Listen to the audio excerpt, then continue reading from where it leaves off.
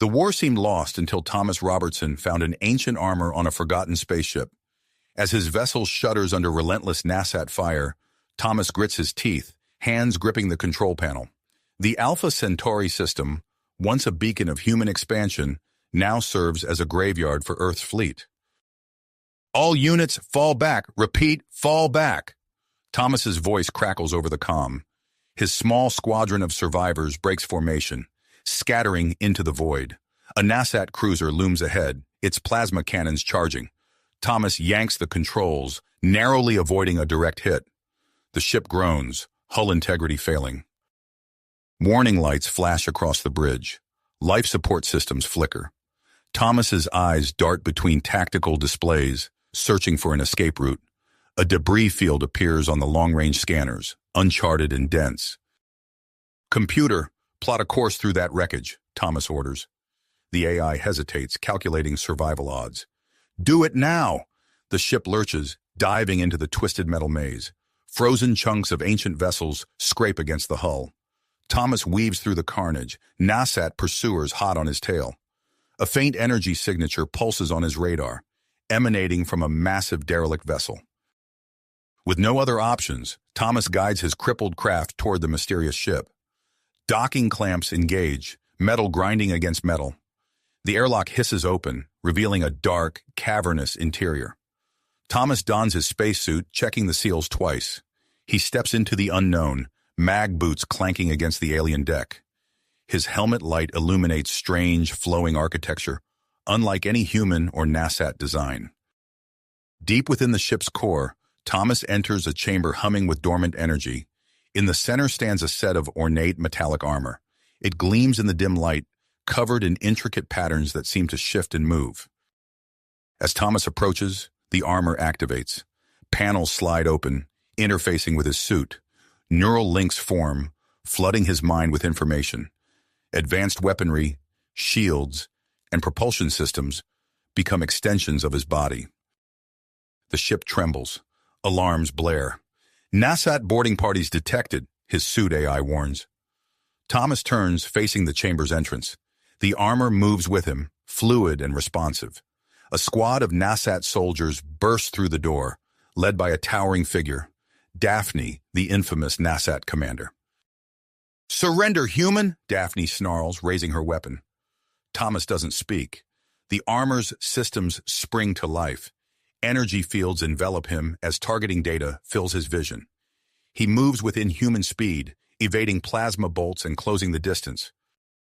The NASAT fall before him, outmatched by the ancient technology. Daphne backs away, eyes wide with shock. "What are you?" she hisses. Thomas stands over her, the armor's power thrumming through his veins. He realizes the true potential of this discovery, a chance to turn the tide of the war. "I am humanity's last hope," Thomas replies, his voice resonating with newfound strength. And this is just the beginning. Thomas's declaration echoed through the chamber as Daphne stared at him, her mandibles twitching with a mix of fear and rage. The ancient armor hummed with power, its systems fully integrated with Thomas's neural pathways. Without warning, Daphne lunged forward, her claws extended. Thomas's enhanced reflexes kicked in, and he sidestepped her attack with ease. The armor's sensors alerted him to incoming fire from the remaining NASAT soldiers. Energy bolts ricocheted off his shields, leaving him unscathed. Thomas activated the armor's offensive systems. A barrage of energy pulses erupted from his palms, striking the NASAT troops with pinpoint accuracy. They crumpled to the ground, incapacitated but alive. Daphne, realizing the futility of direct combat, backed away. "You don't understand the forces at play here, human," she hissed. "Join us, and we can share this power. Think of what we could accomplish together." Thomas shook his head, his voice amplified by the armor's systems. "I've seen what the NASAT do with power. This stays with humanity." Furious, Daphne tapped her comm device. "All units, converge on my position. The human must not escape." Thomas knew he had to move quickly. The armor's advanced sensors mapped out the derelict ship's layout, revealing a hangar bay nearby. He sprinted through the corridors, his enhanced speed leaving Daphne and her reinforcements far behind. As he entered the vast hangar, Thomas's eyes widened. Rows of sleek alien craft stood silent, untouched for millennia. The armor's database flooded his mind with information about their capabilities, far beyond anything humans or Nasat possessed. Before he could choose a vessel, plasma fire erupted from the hangar entrance. A squad of Nasat troops poured in, led by a seething Daphne. "Surrender the armor, human," she roared, "or we'll reduce this ship to atoms." Thomas didn't respond. Instead, he leaped into action, covering the distance between them in seconds. The armor amplified his strength, allowing him to send Nasat soldiers flying with each blow. Energy weapons discharged harmlessly against his shields as he tore through their ranks. Daphne, realizing the tide had turned, switched tactics. "Listen to reason, Thomas," she pleaded, lowering her weapon. "With that armor, you could have anything you desire. Power, wealth, entire systems under your control. Why fight for a losing side?" Thomas paused, considering her words. For a moment, the temptation flickered in his mind. Then he remembered the countless human lives lost, the colonies razed by Nasat aggression. "My loyalty isn't for sale," he growled. Enraged, Daphne screamed an order to her troops. "Concentrate all fire. Overload its defenses." A hail of plasma bolts engulfed Thomas, but the armor's shields held firm. He stood unmoving, the energy dissipating harmlessly around him. As the Nasat weapons began to overheat, Thomas made his move. He launched himself forward, crossing the hangar in a blur of motion. Nasat soldiers were sent sprawling as he plowed through their formation. Reaching the hangar's massive doors, Thomas gripped the edges and, with the armor's enhanced strength, tore them open. The vacuum of space rushed in, pulling debris and unprepared Nasat towards the opening. Thomas activated the armor's propulsion system, launching himself into the void. He quickly located his damaged ship, still attached to the derelict vessel. Using the armor's tractor beam technology, he latched onto his craft and began towing it away from the ancient ship. As he accelerated, Nasat warships appeared on his sensors, giving chase. Thomas pushed the armor's systems to their limits, outpacing his pursuers. Just as he thought he was clear, a distress signal cut through the comm channels. A nearby human colony was under heavy Nasat attack. For a moment, Thomas hesitated. The logical choice was to continue his escape, to get the armor and its invaluable data to human high command. But the thought of abandoning fellow humans to the Nasat onslaught was unbearable. Decision made, Thomas altered course. He rocketed towards the besieged colony, his sensors painting a grim picture of the battle below. Nasat ground forces had breached the outer defenses, pushing towards the central habitat structures. As Thomas entered the planet's atmosphere, the armor compensated for the heat of re-entry. He streaked across the sky like a meteor, zeroing in on the heaviest concentration of Nasat forces. The colonial defenders, on the verge of being overrun, stared in awe as Thomas descended upon the battlefield. His armor's weapons systems came online, unleashing a barrage of energy blasts that decimated the Nasat assault vehicles. Landing amidst the chaos, Thomas became a whirlwind of destruction. Nasat troops fell before him, their weapons useless against his defenses. He moved from one hotspot to another, turning the tide of battle wherever he appeared. A grizzled man in a tattered uniform approached, dodging plasma fire. "Governor Marcus Hale," he shouted over the din of battle. "Don't know who you are or where you came from, but damn glad you're here." Thomas nodded, his external speakers activating. "Thomas Robertson, Earth Fleet. We need to coordinate our defense. The Nasat will be bringing in orbital support soon." As if on cue, the sky lit up with the telltale signs of ships entering the atmosphere. Thomas's sensors identified multiple Nasat warships, including a familiar signal, Daphne's command vessel. Governor Hale's face paled. "We've got nothing that can touch those ships. They'll glass us from orbit." Thomas accessed the armor's database, searching for a solution. His eyes widened as he uncovered information about the precursor's encounters with the Nasat eons ago. "Governor, I need access to your strongest communication array. We have a chance to turn this around, but I need to get a message out to all human forces in the sector." Hale nodded, gesturing towards a fortified structure. Central Command Center. Best tech we've got. As they rushed towards the building, the first orbital strikes hit. The ground shook, buildings crumbling in the distance. Thomas raised his arms, the armor projecting an energy shield that expanded to cover the entire colony. Inside the command center, Thomas interfaced with the colony's systems. The armor enhanced the signal strength, allowing him to broadcast across multiple secure channels simultaneously. To all human forces, this is Thomas Robertson. I've discovered precursor technology that can turn the tide of this war. Transmitting data now, including coordinates for this colony. We need immediate reinforcements. As the transmission went out, Thomas turned his attention back to the battle. The orbital bombardment intensified, straining the shield protecting the colony. He knew the armor's power wasn't infinite. They needed a plan to take out those ships, and fast. Accessing the precursor database once more, Thomas searched for any information on NASAT vulnerabilities. As energy blasts rained down from above, he raced against time to find a way to strike back at the seemingly invincible NASAT fleet. As the energy blast continued to rain down from above, Thomas's eyes widened with sudden realization. The precursor database had revealed a critical weakness in NASAT ship design, one that could turn the tide of this battle and potentially the entire war. Without hesitation, Thomas activated the armor's propulsion system. He turned to Governor Hale, his voice resonating through the command center. "Keep the ground forces coordinated. I'm taking the fight to them." Before Hale could respond, Thomas was airborne, streaking through the atmosphere like a comet. The armor's advanced navigation systems allowed him to weave through the barrage of orbital fire with unmatched agility. As he ascended, the blue sky faded to black, revealing the looming shapes of NASAT warships. Thomas's shield lit up with targeting data as he approached the nearest vessel. He raised his arms, channeling the armor's immense power into its weapon systems. A brilliant beam of energy erupted from his palms, striking the NASAT ship's power relay. The effect was immediate. Cascading failures rippled across the ship's hull, leaving it dead in space. Alarms blared across the NASAT fleet as they registered the new threat. From her command ship, Daphne's eyes narrowed at the tactical display. "Impossible," she hissed. "All ships, concentrate fire on that human."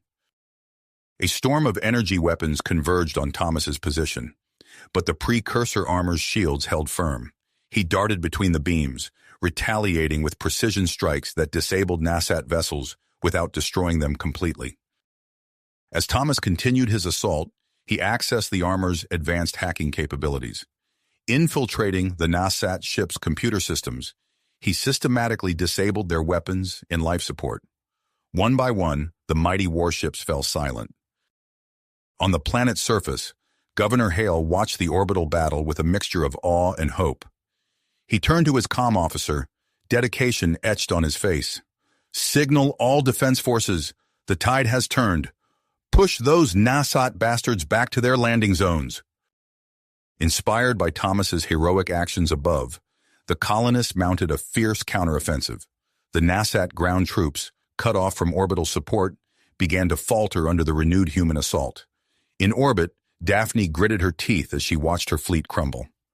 "All ships initiate emergency retreat protocols," she ordered, her voice tight with hardly restrained fury.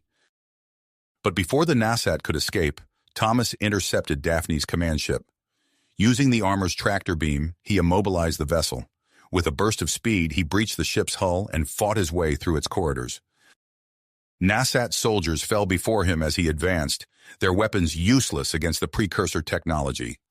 Thomas burst onto the bridge, easily overpowering Daphne's guards with the armor's enhanced strength. Daphne herself stood defiant, her mandibles clicking in anger. "You may have won this battle, human, but—" Thomas cut her off, his armor-amplified voice echoing through the bridge. "The war is over, Daphne. Surrender now." With the NASAT commander secured, Thomas established a link with human military command. He transmitted a wealth of data, specifications of the precursor armor, coordinates of the derelict ship, and crucial intelligence on NASAT weaknesses. As human reinforcements arrived to secure the system, Thomas oversaw the surrender of the remaining NASAT forces. The colony was saved, and prisoners, including Daphne, were taken into custody. In the aftermath of the battle, Thomas found himself in a strategy meeting with Governor Hale and newly arrived human military leaders. The conference room buzzed with excitement over the implications of the precursor technology. A seasoned intelligence officer, Colonel Victor Reeves, stepped forward. "Mr. Robertson, the data you transmitted has revealed something extraordinary, coordinates to other potential precursor sites across the galaxy." Thomas leaned forward, intrigued. "Other sites? You mean there could be more technology like this armor out there?" Reeves nodded, his eyes gleaming. "Precisely, which is why we're proposing a special task force, led by you, to locate and recover these artifacts before the NASAT can find them." Governor Hale, who had been listening intently, spoke up. "This colony can serve as your base of operations. We'll retrofit our facilities to support your mission." As the meeting concluded and plans were set in motion, Thomas stepped out onto a balcony overlooking the colony. The signs of battle were still evident, but there was a palpable sense of hope in the air. He glanced down at the precursor armor, now seamlessly integrated with his body. The armor's systems hummed with energy, ready for the challenges ahead. Thomas knew that the discovery of this technology was just the beginning. The race to uncover more precursor artifacts would be fraught with danger, but it represented humanity's best chance for victory against the NASAT. As the twin suns of the colony world began to set, casting a golden glow across the landscape, Thomas's mind raced with possibilities. The armor's database held secrets yet to be fully unlocked, and somewhere out there in the vast expanse of space, more precursor sites awaited discovery. He turned back towards the command center, where Colonel Reeves and Governor Hale were already discussing the logistics of the upcoming mission. It was time to get to work. The future of humanity hung in the balance, and Thomas Robertson was now at the forefront of its defense. And Thomas Robertson was now at the forefront of its advancement. As he turned back towards the command center, his mind shifted to the monumental task ahead. Over the following weeks, the colony transformed into a bustling hub of activity. Engineers and scientists swarmed over Thomas's precursor armor, studying its intricacies while he underwent rigorous training to master its capabilities. Each day brought new discoveries as Thomas pushed the limits of the suit's power. Colonel Victor Reeves arrived with a hand-picked team of specialists. Among them was Major Sarah Chen, a xenoarchaeologist whose eyes lit up with excitement as she examined the armor's database. Sergeant Marcus Duke Wellington, a grizzled veteran with more combat experience than the rest of the team combined, rounded out the core group. As Thomas honed his skills, human intelligence operatives worked tirelessly to extract information from the captured NASAT commander, Daphne. Their efforts paid off, revealing a startling truth. The NASAT had long been aware of the precursors and had dedicated vast resources to uncovering their technology. Armed with this knowledge and the data from Thomas's armor, the task force identified three primary objectives: potential precursor sites that could turn the tide of the war. The first lay hidden on a remote ice-covered moon orbiting a gas giant in a nearby star system. The HS Shadow, a cutting-edge stealth ship retrofitted for their mission, stood ready in the colony's hangar. Its sleek black hull absorbed light, a testament to the advanced cloaking technology that would shield them from NASAT detection. As the team boarded the ship, Thomas felt the weight of responsibility settle on his shoulders. He stood on the bridge, watching through the view screen as the colony receded into the distance. The armor hummed softly, a constant reminder of the power at his fingertips and the challenges that lay ahead. Days later, the HS Shadow dropped out of FTL on the edge of the target system. The ice moon loomed before them, its surface a maze of fractured glaciers and deep crevasses. Long-range sensors picked up energy signatures from a NASAT research outpost on the surface. "Looks like we've got company," Sergeant Wellington growled, his fingers dancing over the tactical display. Thomas nodded, his mind already racing through potential strategies. He reached out with the armor's sensors, probing the moon's frozen shell. "There," he said, highlighting a network of subglacial caverns on the main display. "We can use these to bypass their outpost entirely." Major Chen leaned in, her eyes narrowing as she studied the cavern system. Fascinating. These could be naturally formed, or perhaps remnants of precursor construction? Only one way to find out, Thomas replied. He turned to Colonel Reeves, who gave a curt nod of approval. Minutes later, Thomas led a small team into the belly of a stealth drop pod. The HSS Shadow deployed them with precision, the pod's thrusters barely more than a whisper as they descended through the moon's thin atmosphere. They touched down in a field of ice spires, the pod's doors hissing open to reveal a landscape of ethereal beauty and deadly cold. Thomas stepped out first, the armor effortlessly compensating for the extreme conditions. Behind him, Major Chen and Sergeant Wellington emerged in sleek environmental suits, their breaths forming small clouds inside their helmets. "Move out," Thomas ordered, his voice low and steady in their comms. "Keep alert for any signs of Nasat patrols or native life forms." They made their way across the treacherous terrain, ice crunching beneath their feet. The entrance to the cavern system yawned before them, a dark maw in the white expanse. As they descended into the depths, the world around them transformed. Bioluminescent organisms clung to the walls, casting an eerie blue glow through the twisting passages. Strange serpentine creatures slithered through underground pools, their eyes reflecting the light of the team's helmet lamps. Every step brought new wonders and new dangers. "Incredible," Major Chen whispered, her scientific curiosity awe-inspiring. An entire ecosystem hidden from the surface. Sergeant Wellington remained focused on their surroundings, his weapon at the ready. "Stay sharp, no telling what else might be down here." Thomas led them deeper, guided by the armor's sensors and an instinct he couldn't quite explain. Hours passed as they navigated the labyrinthine caves, avoiding pitfalls and skirmishing with the occasional aggressive lifeform. Finally, they emerged into a vast chamber. Before them stood a structure that could only be of precursor origin, smooth, angular surfaces that seemed to defy the passage of time. Thomas approached, feeling the armor resonate with the dormant facility. As he placed his hand on the structure's surface, systems long dormant hummed to life. Holographic displays flickered into existence, filling the chamber with a soft, pulsing light.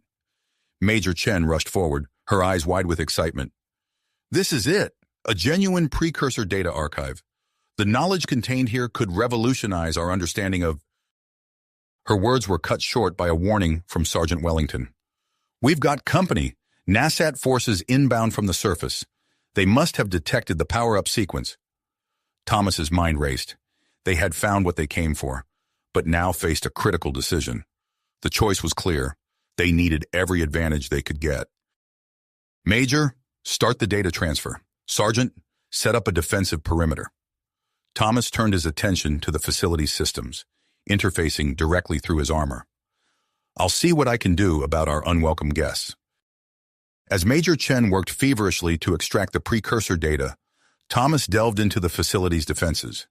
Ancient weapons systems came online, targeting the approaching Nasat forces. On the surface, automated turrets emerged from the ice, catching the Nasat completely off guard.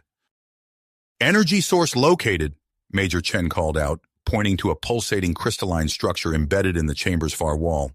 "But extracting it could destabilize the entire facility." Thomas nodded grimly. "Do it. We need every advantage we can get." As Chen carefully removed the crystal, the chamber shuddered.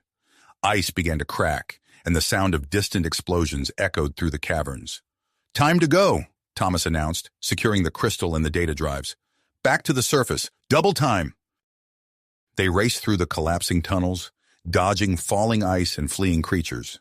Thomas used the armor's enhanced strength to clear paths where passages had caved in, pushing them ever upward. They burst into the open air amid chaos. Nasat ships filled the sky, exchanging fire with the precursor defenses Thomas had activated. A Nasat ground force had established a blockade between them and their extraction point. Thomas turned to his team, his voice steady despite the maelstrom around them. "I'll draw their fire. Get to the extraction point and signal the shadow."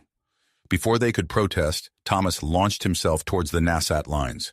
The armor's weapons blazed to life, cutting through Nasat ranks with terrifying efficiency. He became a whirlwind of destruction, a single soldier holding back an army. Through the chaos, Thomas caught glimpses of Major Chen and Sergeant Wellington making a dash for the extraction point.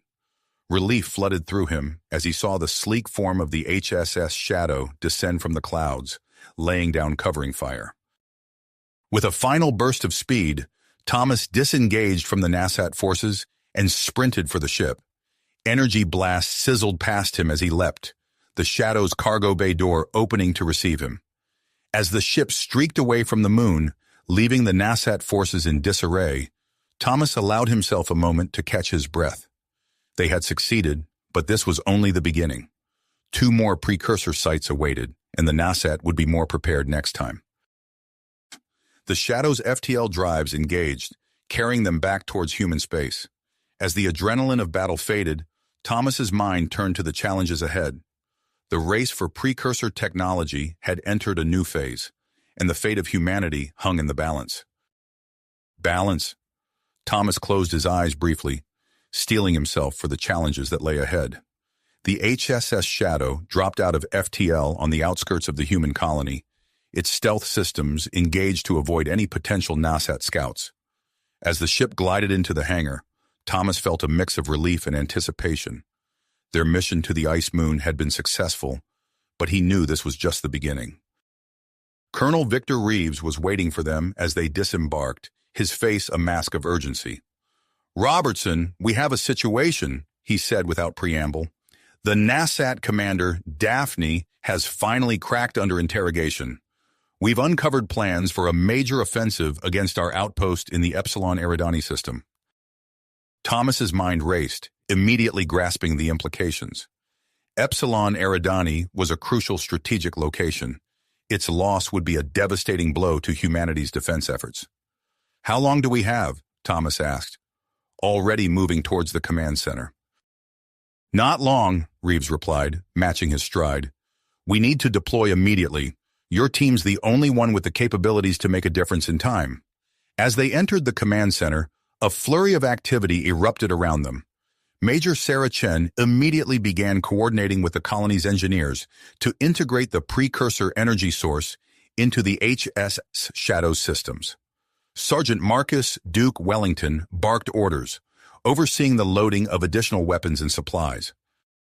A new face approached Thomas, snapping a crisp salute. "Lieutenant James Hawkins, sir. I've been assigned to your team as pilot and tactical expert." Thomas nodded, quickly assessing the young officer.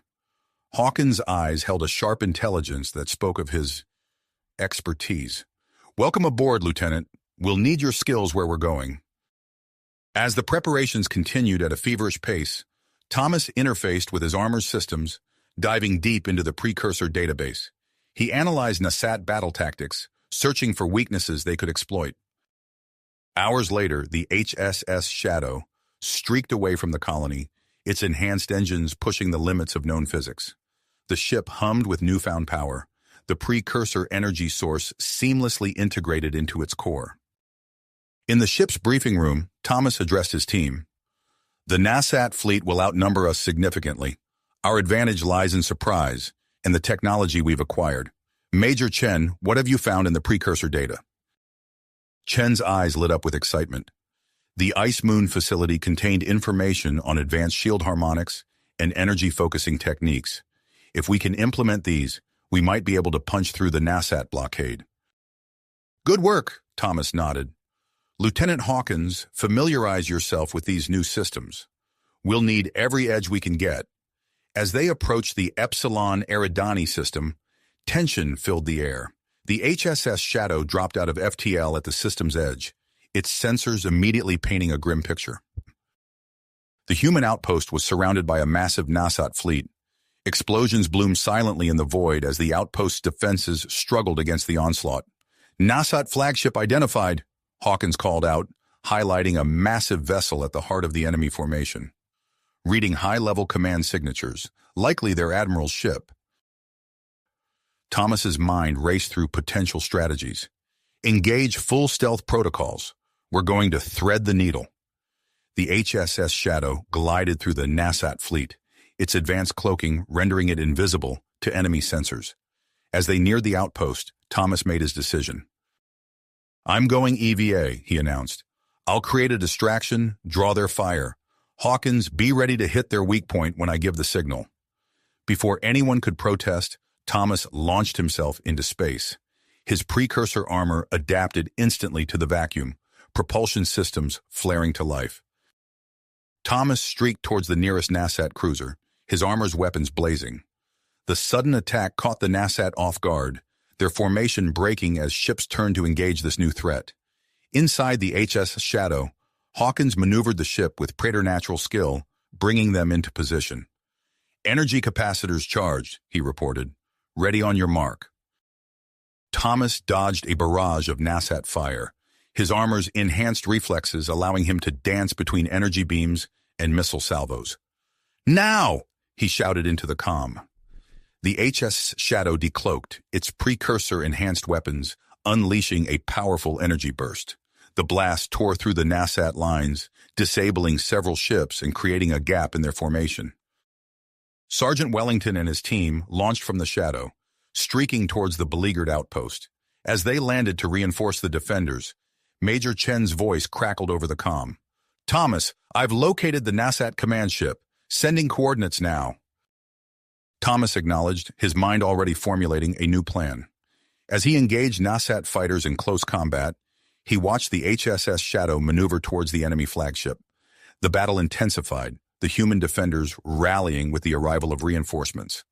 Thomas's display lit up with targeting data as he systematically disabled NASAT ships, careful to minimize loss of life. Suddenly, the NASAT fleet's pattern shifted. A new voice, cold and calculating, broadcast across all frequencies. "This is Admiral Zorn of the NASAT Expeditionary Force. All ships, concentrate fire on the armored human. Destroy this threat to our supremacy." Thomas found himself at the center of a maelstrom of enemy fire. His armor's energy shields flared bright, barely holding against the onslaught. But in focusing on him, the NASAT had left themselves vulnerable. The HSS Shadow streaked towards the NASAT flagship, Hawkins' piloting skills on full display as he evaded defensive fire. Thomas saw his opening, but time was running out. He had to make a choice: continue to draw fire and protect the outpost, or join the assault on Admiral Zorn's ship. The fate of the battle, and perhaps the war itself, hung on his decision. Thomas took a deep breath, his armor's systems awaiting his command. In that split second, Thomas made his decision. "Activating precursor armor, experimental protocol," he announced over the comm. His armor hummed with energy as multiple holographic projections materialized around him, each an exact replica of Thomas in his precursor armor. "What the—" Lieutenant Hawkins's voice crackled over the comm, but Thomas cut him off. "No time to explain. Hawkins, continue your approach on the flagship. Chen, keep feeding me tactical data. Wellington, maintain defense of the outpost. I'm going to divide their attention." With that, Thomas sent several projections streaking towards the human outpost, their weapons blazing harmlessly but convincingly. The rest, including Thomas himself, angled towards Admiral Zorn's command ship. The NASAT fleet's fire scattered, dividing between the multiple Thomas projections. Confusion rippled through their ranks, evident in the suddenly erratic movements of their ships. As Thomas closed in on the NASAT flagship, the HS Shadow emerged from stealth, its precursor-enhanced weapons tearing through the enemy's defensive screen. Lieutenant Hawkins's piloting skills shone as he wove the ship through a hail of return fire, providing crucial cover for Thomas's approach. "Thomas, I've identified weak points in the flagship's shielding." Major Chen's voice came through, clear and focused. "Transmitting data now." Thomas's HUD lit up with the new information, highlighting vulnerable sections of the massive NASAT vessel. He adjusted his course, aiming for a particularly exposed weapons array. As he neared the flagship, Thomas unleashed a barrage of energy blasts, targeting the weak points Chen had identified. The NASAT ship's shields flickered and failed in several sections, leaving it vulnerable. "Weapons array disabled," Thomas reported, moving to communication systems. He redirected his assault, methodically taking out key systems on the flagship's exterior. With each strike, the NASAT vessel's ability to coordinate its fleet diminished. Meanwhile, on the outpost, Sergeant Wellington led a series of lightning-fast raids against Nasat ground forces. Taking advantage of the enemy's divided attention, the human defenders pushed back, reclaiming lost ground. "Thomas, we've got a hole in their defenses," Hawkins called out. "I can get you inside the flagship if you move now." Without hesitation, Thomas propelled himself towards the breach in the Nasat ship's hull. He slipped inside just as emergency force fields snapped into place behind him. Inside the flagship, Thomas encountered scattered resistance. Nasat soldiers, caught off guard by his sudden appearance, fell quickly to his superior weaponry and reflexes. He fought his way through twisting corridors, following Chen's guidance towards the bridge. As he approached the command center, a final set of blast doors stood in his way. Thomas overrode the locking mechanism with a burst of energy from his armor, and the doors slid open. On the bridge, Admiral Zorn stood tall, his chitinous exoskeleton gleaming under the harsh light. The Nasat commander's compound eyes fixed on Thomas, a mix of fear and calculation evident in his stance. "So the humans have unearthed precursor technology," Zorn said, his mandibles clicking. "Impressive, but you're not the only ones." Thomas raised his weapon, keeping it trained on the Admiral. "Surrender, Zorn. Your fleet is in disarray and your ship is crippled." Zorn's antenna twitched. "Perhaps, but what if I told you there's more? Another precursor site with technology that makes your armor look primitive?" Thomas's mind raced, weighing the potential truth of Zorn's words against the possibility of a trap. "Why should I believe you?" "Because I'm offering you a deal," Zorn replied. "My life and safe passage out of this system in exchange for the location of this site. Think of what it could mean for your war effort." For a moment, Thomas stood motionless, his armor's systems running calculations and probability scenarios. Finally, he lowered his weapon slightly. "You'll come with us as a prisoner," Thomas said. "If your information proves valuable, we'll consider alternate arrangements." Zorn's mandibles clicked in what might have been a Nasat smile. "Acceptable." Thomas secured the Nasat admiral and contacted the HS Shadow. "Hawkins, I need extraction. We have a high-value prisoner." As they made their way to the extraction point, Thomas observed the Nasat fleet beginning to retreat. Without their leader in central command, their attack had lost all cohesion. Back aboard the HSS Shadow, Thomas's team regrouped. Major Chen immediately began analyzing the data collected during the battle, searching for any corroboration of Zorn's claims. "Set a course for base," Thomas ordered Hawkins. "Maximum speed. We need to get this information to Colonel Reeves as soon as possible." As the ship accelerated away from the Epsilon Eridani system, Thomas turned his attention to their Nasat prisoner. Using his armor's advanced systems, he began a preliminary interrogation. Zorn, true to his word, provided tantalizing hints about the supposed precursor site.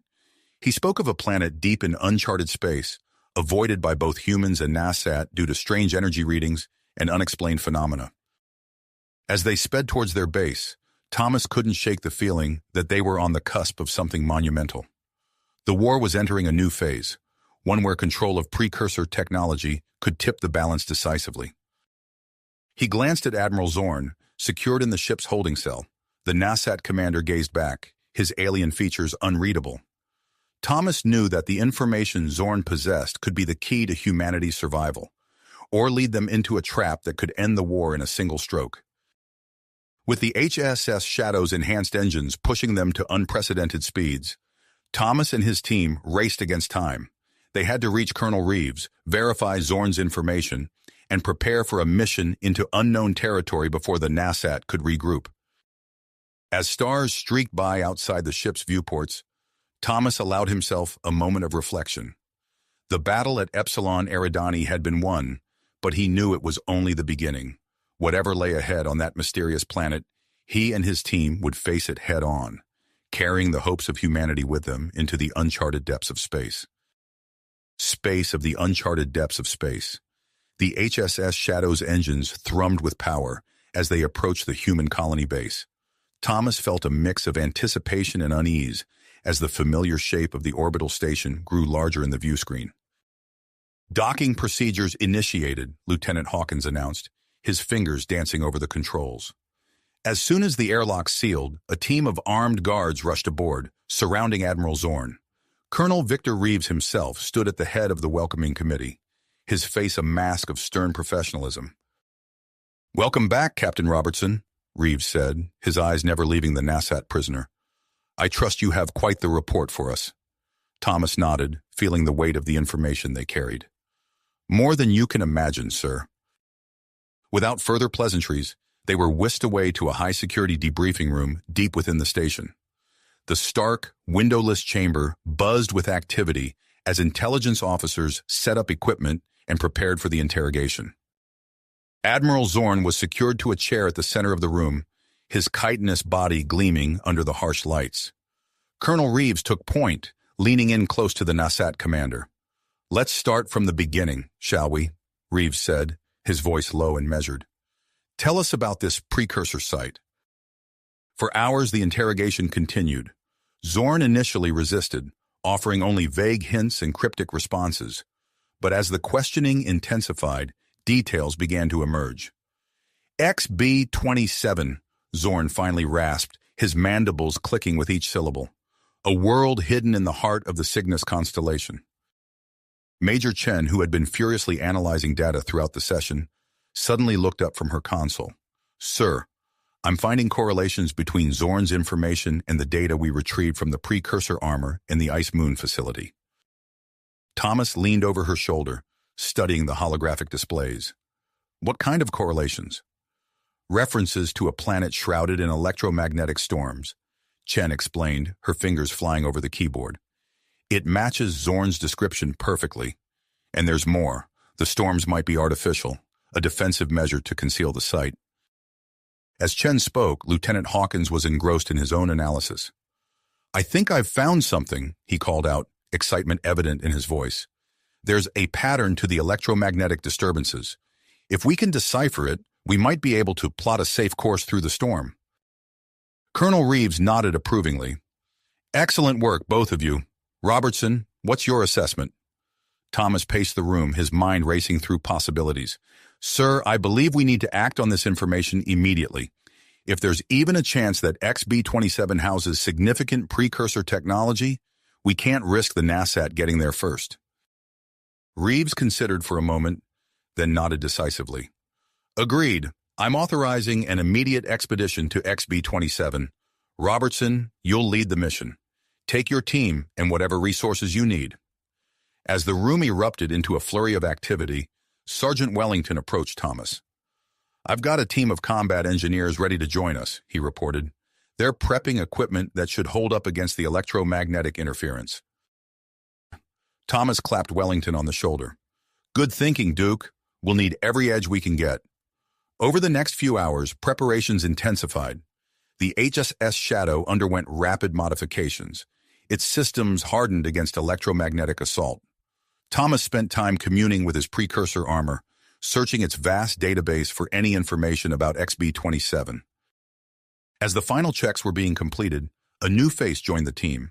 Dr. Elias Vance, a wiry man with wild gray hair and piercing blue eyes, introduced himself as a xenophysicist specializing in exotic energy phenomena. "Colonel Reeves thought you might need my expertise," Vance explained, his words tumbling out in a rush of enthusiasm. "I've been studying electromagnetic anomalies for years, but nothing like what you've described on XB-27. It's absolutely fascinating." Thomas welcomed the doctor aboard, sensing that his knowledge would indeed prove crucial. With all preparations complete, Thomas gathered his expanded team for a final briefing. The mood was tense but determined as he laid out their mission parameters. "We're heading into unknown territory," Thomas said, his gaze sweeping across the faces of his crew. "XB-27 could hold the key to turning this war in our favor. But make no mistake, it's also potentially the most dangerous mission we've ever undertaken." As they boarded the HSS Shadow, Thomas felt the familiar surge of adrenaline that preceded every mission. But this time, there was something more, a sense that they stood on the precipice of a discovery that could change everything. The ship broke orbit, its enhanced engines pushing to maximum capacity. As they accelerated towards the Cygnus constellation, Thomas watched the stars streak by on the monitor. Whatever awaited them on XB-27, be it precursor marvels or Nasat resistance, they would face it together. The first hints of electromagnetic disturbance began to appear on their sensors as they approached the outer edges of Cygnus. Dr. Vance hunched over a console, his face illuminated by scrolling data. "Fascinating," he muttered, more to himself than anyone else. "The complexity of these patterns, it's like nothing I've ever seen." Thomas turned to Lieutenant Hawkins. "Are you still able to track that safe route you identified?" Hawkins nodded, his brow furrowed in concentration. "It's tricky, but I think I can thread us through. It's going to be a bumpy ride, though." As if on cue, the ship shuddered, the first tendrils of the electromagnetic storm battering against their shields. Thomas gripped the arms of his chair, his eyes fixed on the swirling chaos that now filled their view screen. "Take us in, Lieutenant," he ordered. "Let's see what secrets XB-27 is hiding." The HSS Shadow plunged deeper into the storm, the unknown dangers of their destination looming before them. The electromagnetic storm intensified, battering the HSS Shadow with increasing ferocity. Alarms blared throughout the ship as systems began to fail under the onslaught. "We're losing power to non-essential systems," Lieutenant Hawkins shouted over the din. "Shields are holding, but barely."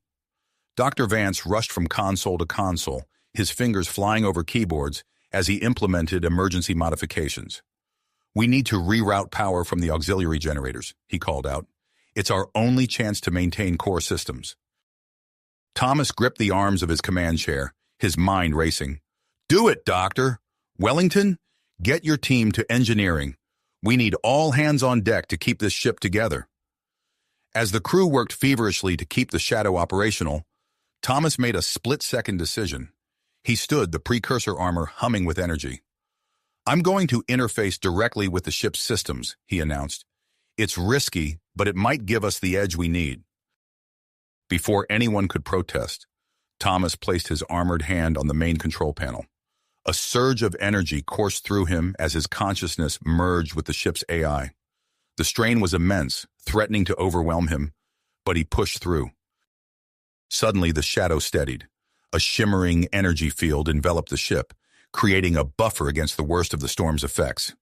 "It's working!" Chen exclaimed, her eyes wide as she monitored the readings. "We're stable. Wait, I'm picking up something ahead. It's XB-27. The electromagnetic storm parted like a curtain, revealing a sight that left the entire crew speechless. Instead of the barren, storm-racked world they had expected, a vibrant, blue-green planet filled their view screen.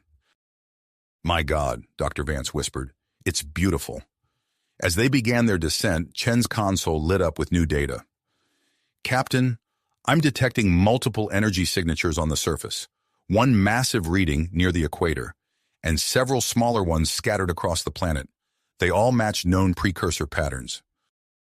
Thomas, still connected to the ship's systems, felt a tremor of anticipation.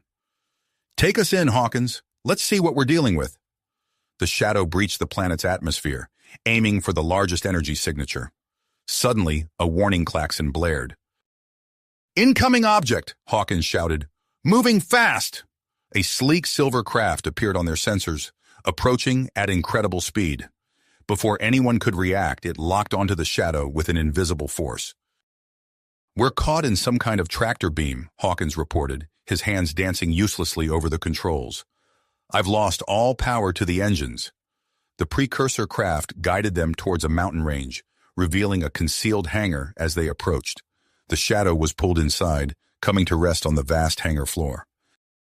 As the crew stared in awe at the array of advanced technology surrounding them, Thomas disconnected from the ship's systems, his armor buzzing with residual energy. "Wellington, prepare your team," he ordered. "We don't know what we're walking into."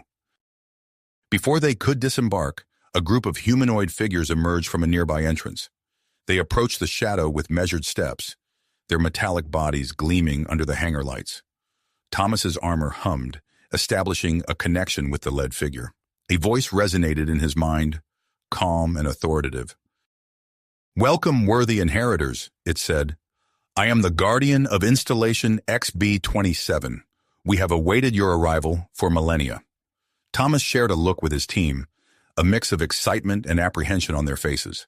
They stood on the brink of a discovery that could change everything: the war, humanity's future, the very course of galactic history. "What do we do now, Captain?" Chen asked, her hand hovering near her weapon. Thomas took a deep breath, weighing their options. The Guardian waited patiently, its expressionless face betraying no emotion. Finally, Thomas made his decision. "We learn," he said, stepping forward to meet the Guardian. "We learn everything we can." As the team cautiously disembarked, the Guardian gestured towards the facility's interior. "Come," it said, "there is much to show you."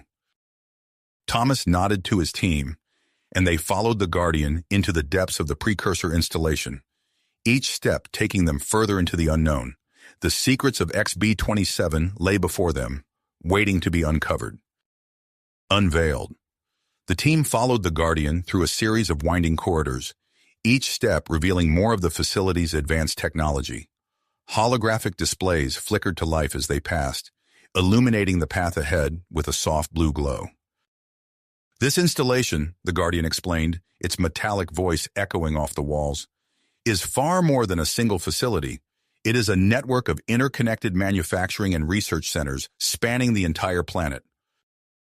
Thomas absorbed this information, his mind racing with the implications. "What was its purpose?" he asked, his voice hushed with awe. The Guardian led them into a vast chamber dominated by a colossal holographic projection of the planet. "XB-27 was created as a fortress world," it replied, gesturing to the swirling representation of the electromagnetic storm surrounding the planet. "This storm serves as both shield and power source for our operations." Dr. Vance's eyes widened as he studied the intricate details of the projection. "Fascinating. The complexity of the energy patterns? It's beyond anything I've ever encountered." The Guardian turned to face the group, its expressionless face somehow conveying the weight of its next words. "We built this world to defend against an ancient and aggressive species known as the Axiom. They threaten not only our civilization, but the very fabric of the galaxy itself." Major Chen stepped forward, her gaze fixed on the Guardian. "You keep saying, 'we.' Are you a precursor?" "I am an extension of their will," the Guardian replied, "a caretaker, left behind to guide worthy successors." As if on cue, a nearby console lit up, streams of data cascading across its surface. Chen approached it cautiously, her fingers hovering over the controls. "This looks like a database of some kind?" The Guardian nodded. "The central repository of all precursor knowledge on XB-27. You have full access." Chen and Dr. Vance exchanged excited glances before diving into the data, their fingers flying across the alien interface. Within moments, their expressions shifted from excitement to astonishment. "Captain," Chen called out, her voice trembling slightly, "you need to see this." Thomas joined them at the console, his eyes widening as he took in the information displayed before them. Schematics for advanced weaponry, faster-than-light propulsion systems, and enhanced versions of his own precursor armor filled the screen. "This is incredible," Thomas breathed. "With this technology, we could turn the tide against the NASAT." While Chen and Vance continued to decode the database, Sergeant Wellington and his team of combat engineers explored the facility's manufacturing centers. They marveled at the automated production lines, each capable of creating highly advanced precursor technology. "Sir," Wellington reported over the comm link, "we've identified several modules that could be adapted to produce weapons compatible with our existing systems. With your permission, we'd like to begin the conversion process immediately." "Do it," Thomas replied without hesitation. "We need every advantage we can get." Meanwhile, Lieutenant Hawkins had made his way back to the hangar where the HS's Shadow rested. He found himself surrounded by an array of sleek precursor spacecraft, each more advanced than anything humanity had ever created. "Captain," Hawkins called in, excitement evident in his voice, "these ships are still operational. I think we might be able to fly them." As his team worked to unravel the secrets of XB-27, Thomas felt a gentle pressure on his shoulder. He turned to find the Guardian gesturing towards a heavily secured doorway. "There is something else you must see," it said, leading Thomas into a restricted area of the facility. They entered a vast chamber dominated by a pulsing, crystalline structure that seemed to defy the laws of physics. Tendrils of energy arced between its facets, creating a hypnotic display of light and color. "This is the Nexus," the Guardian explained. "It contains the collective knowledge and experiences of the precursor civilization. Through your armor, you can interface with it directly." Thomas hesitated for a moment, then stepped forward, placing his hand on the Nexus. Instantly, his mind was flooded with an overwhelming torrent of information. He saw the rise of the precursor civilization, their conflict with the Axiom, and their eventual ascension to a higher plane of existence. As the flow of information began to subside, Thomas staggered back, his mind turning from the experience. He opened his mouth to speak, but before he could form words, an alarm blared throughout the facility. The Guardian's eyes flashed with urgency. A Nasat fleet has entered the Cygnus constellation. They approach XB-27. Thomas's mind raced, processing the new information from the Nexus alongside the immediate threat. He activated his comlink. "All teams, report to the central chamber immediately. We have incoming hostiles." As his team regrouped, Thomas quickly outlined what he had learned in the impending Nasat attack. "We need to use everything this facility has to offer," he concluded. "Our stand here could determine the outcome of the entire war."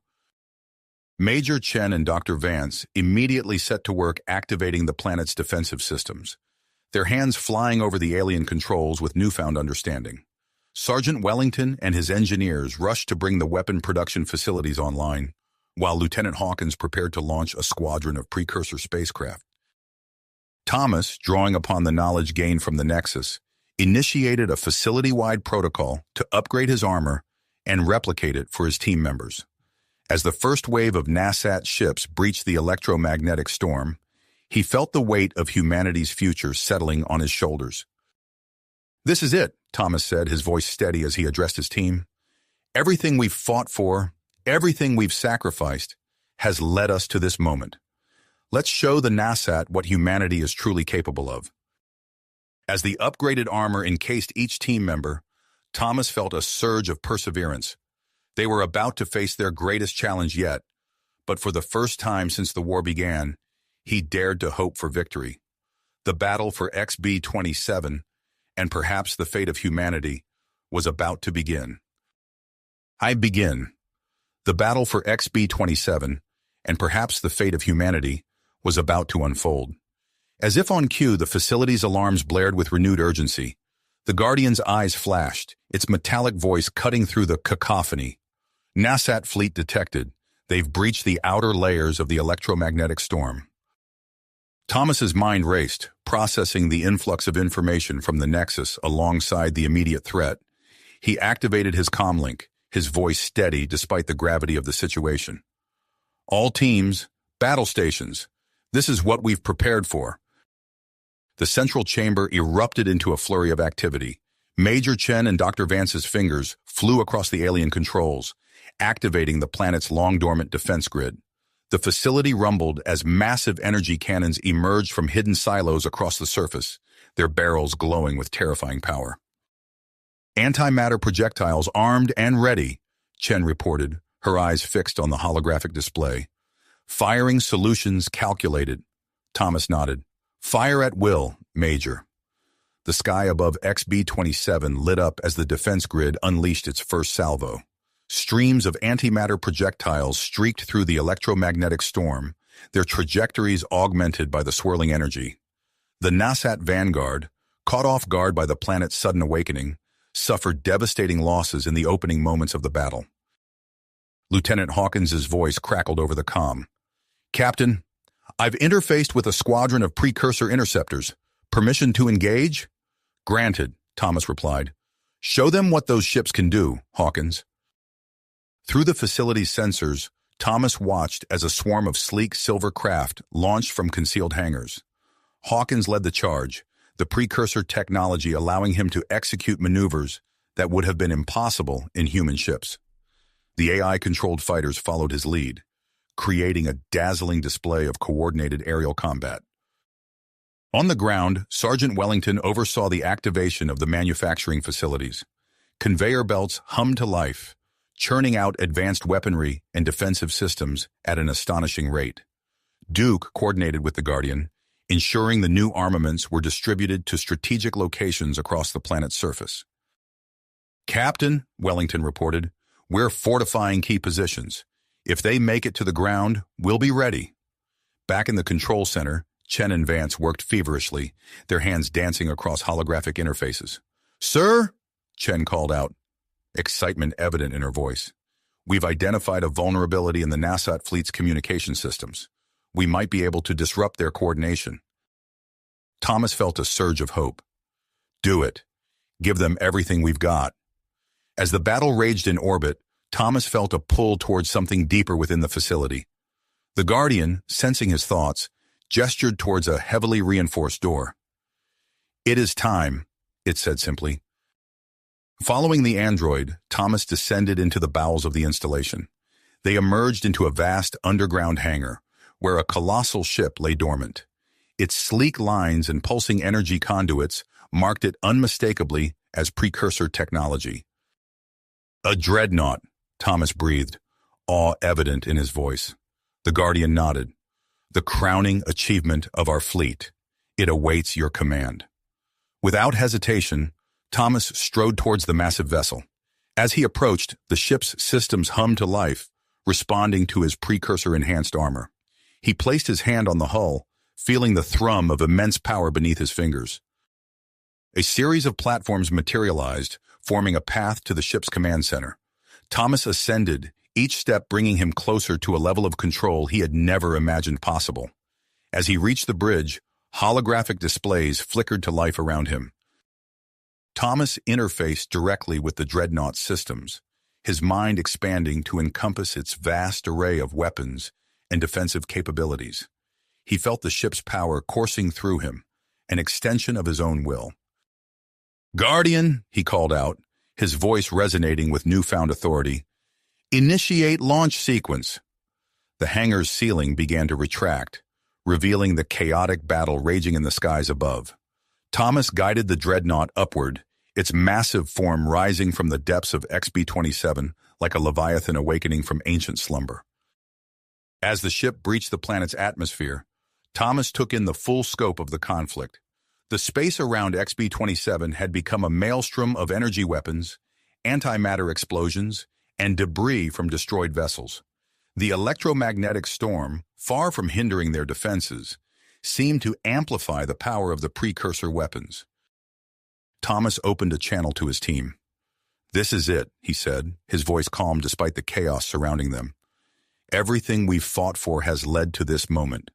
Let's show the Nasat what humanity is truly capable of." With that, he thrust the dreadnought into the heart of the battle, its advanced weapon systems coming online. Energy beams lanced out, cutting through Nasat ships with surgical precision. Point defense turrets tracked and destroyed incoming missiles and fighters, creating a near-impenetrable barrier around the massive vessel. As Thomas engaged the Nasat fleet, a new threat appeared on the dreadnought's sensors. A massive Nasat flagship, dwarfing even the largest human vessels, emerged from the edge of the system. Its hull bristled with weaponry, and swarms of dropships began to pour from its hangars. "All units," Thomas called out, his voice steady despite the growing tension. "We have a new player on the field. Hawkins, maintain pressure on their fighter screen. Wellington, prepare for ground assault. Chen, Vance, I need options." As his team acknowledged his orders, Thomas set his sights on the Nasat flagship. He knew that the true battle for XB-27, and perhaps the fate of humanity, was just beginning. Thomas gripped the controls of the precursor dreadnought, his mind fully integrated with the ship's systems. The massive vessel surged forward, its advanced weaponry tearing through the Nasat defenses. As the battle raged around him, Thomas received an unexpected transmission. "Captain Robertson," a deep, resonant voice crackled through the comm system. "This is High Admiral Zarek of the Nasat Imperium. I request an immediate ceasefire and parley." Thomas hesitated, his finger hovering over the fire control. The Nasat had been humanity's relentless enemy for years, but something in Zarek's tone gave him pause.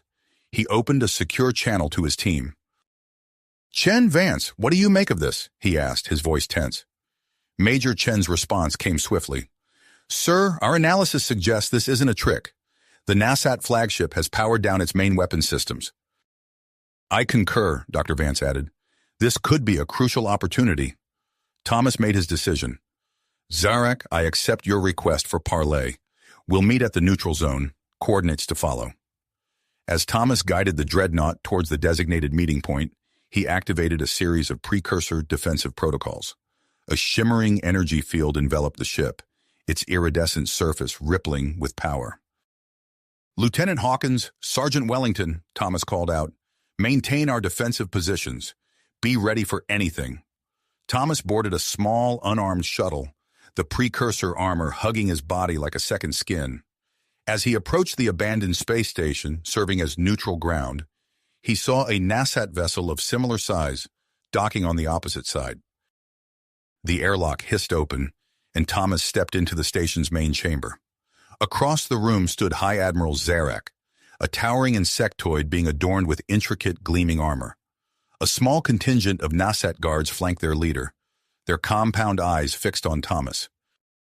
Captain Robertson, Zarek's mandibles clicked as he spoke. I must admit your mastery of precursor technology is impressive. Thomas stood his ground, his posture radiating confidence despite being dwarfed by the NASAT leader. You didn't call this meeting to exchange pleasantries, Admiral. What do you want?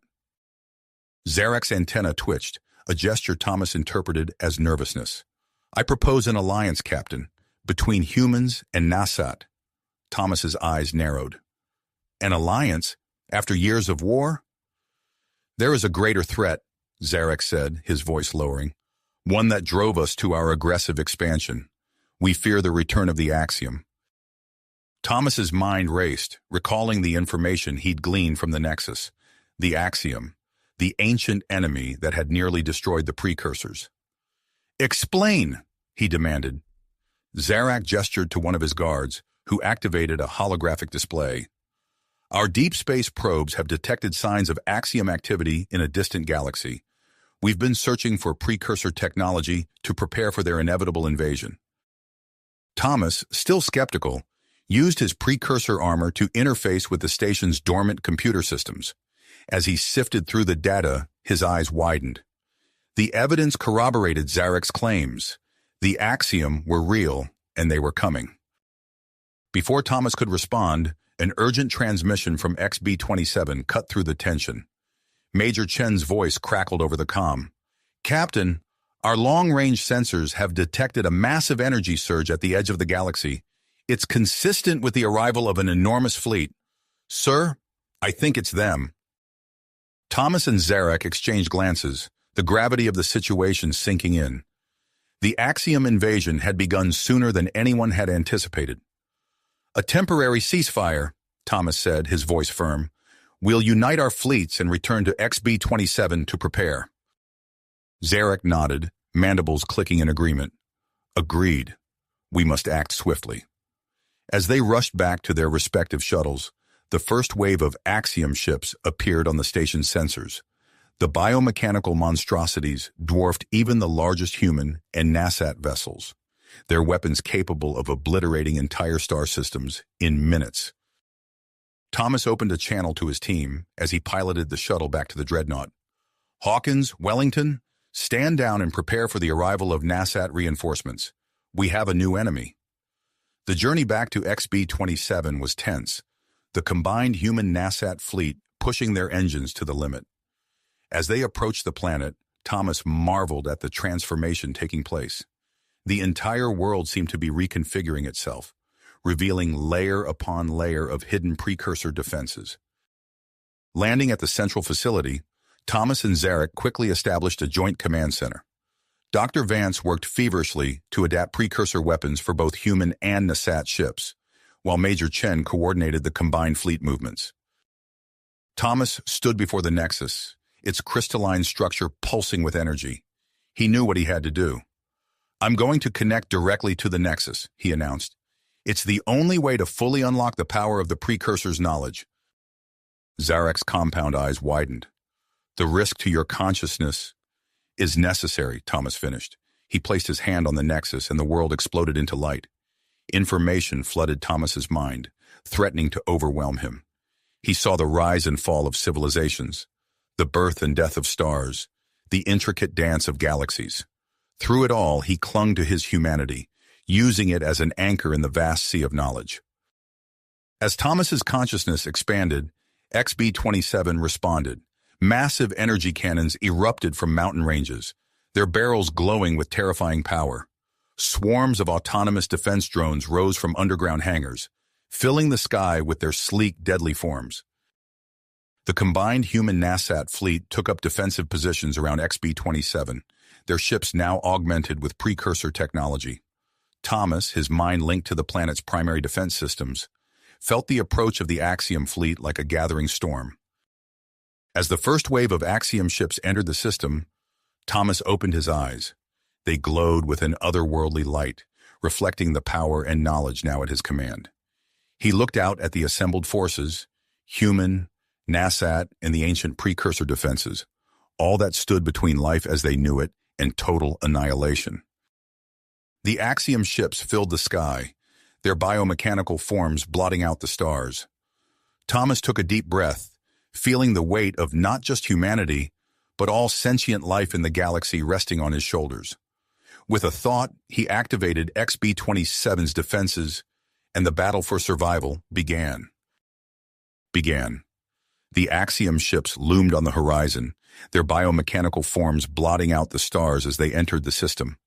Thomas's eyes, still glowing with otherworldly power, swept across the assembled forces. He felt the weight of countless lives resting upon his shoulders.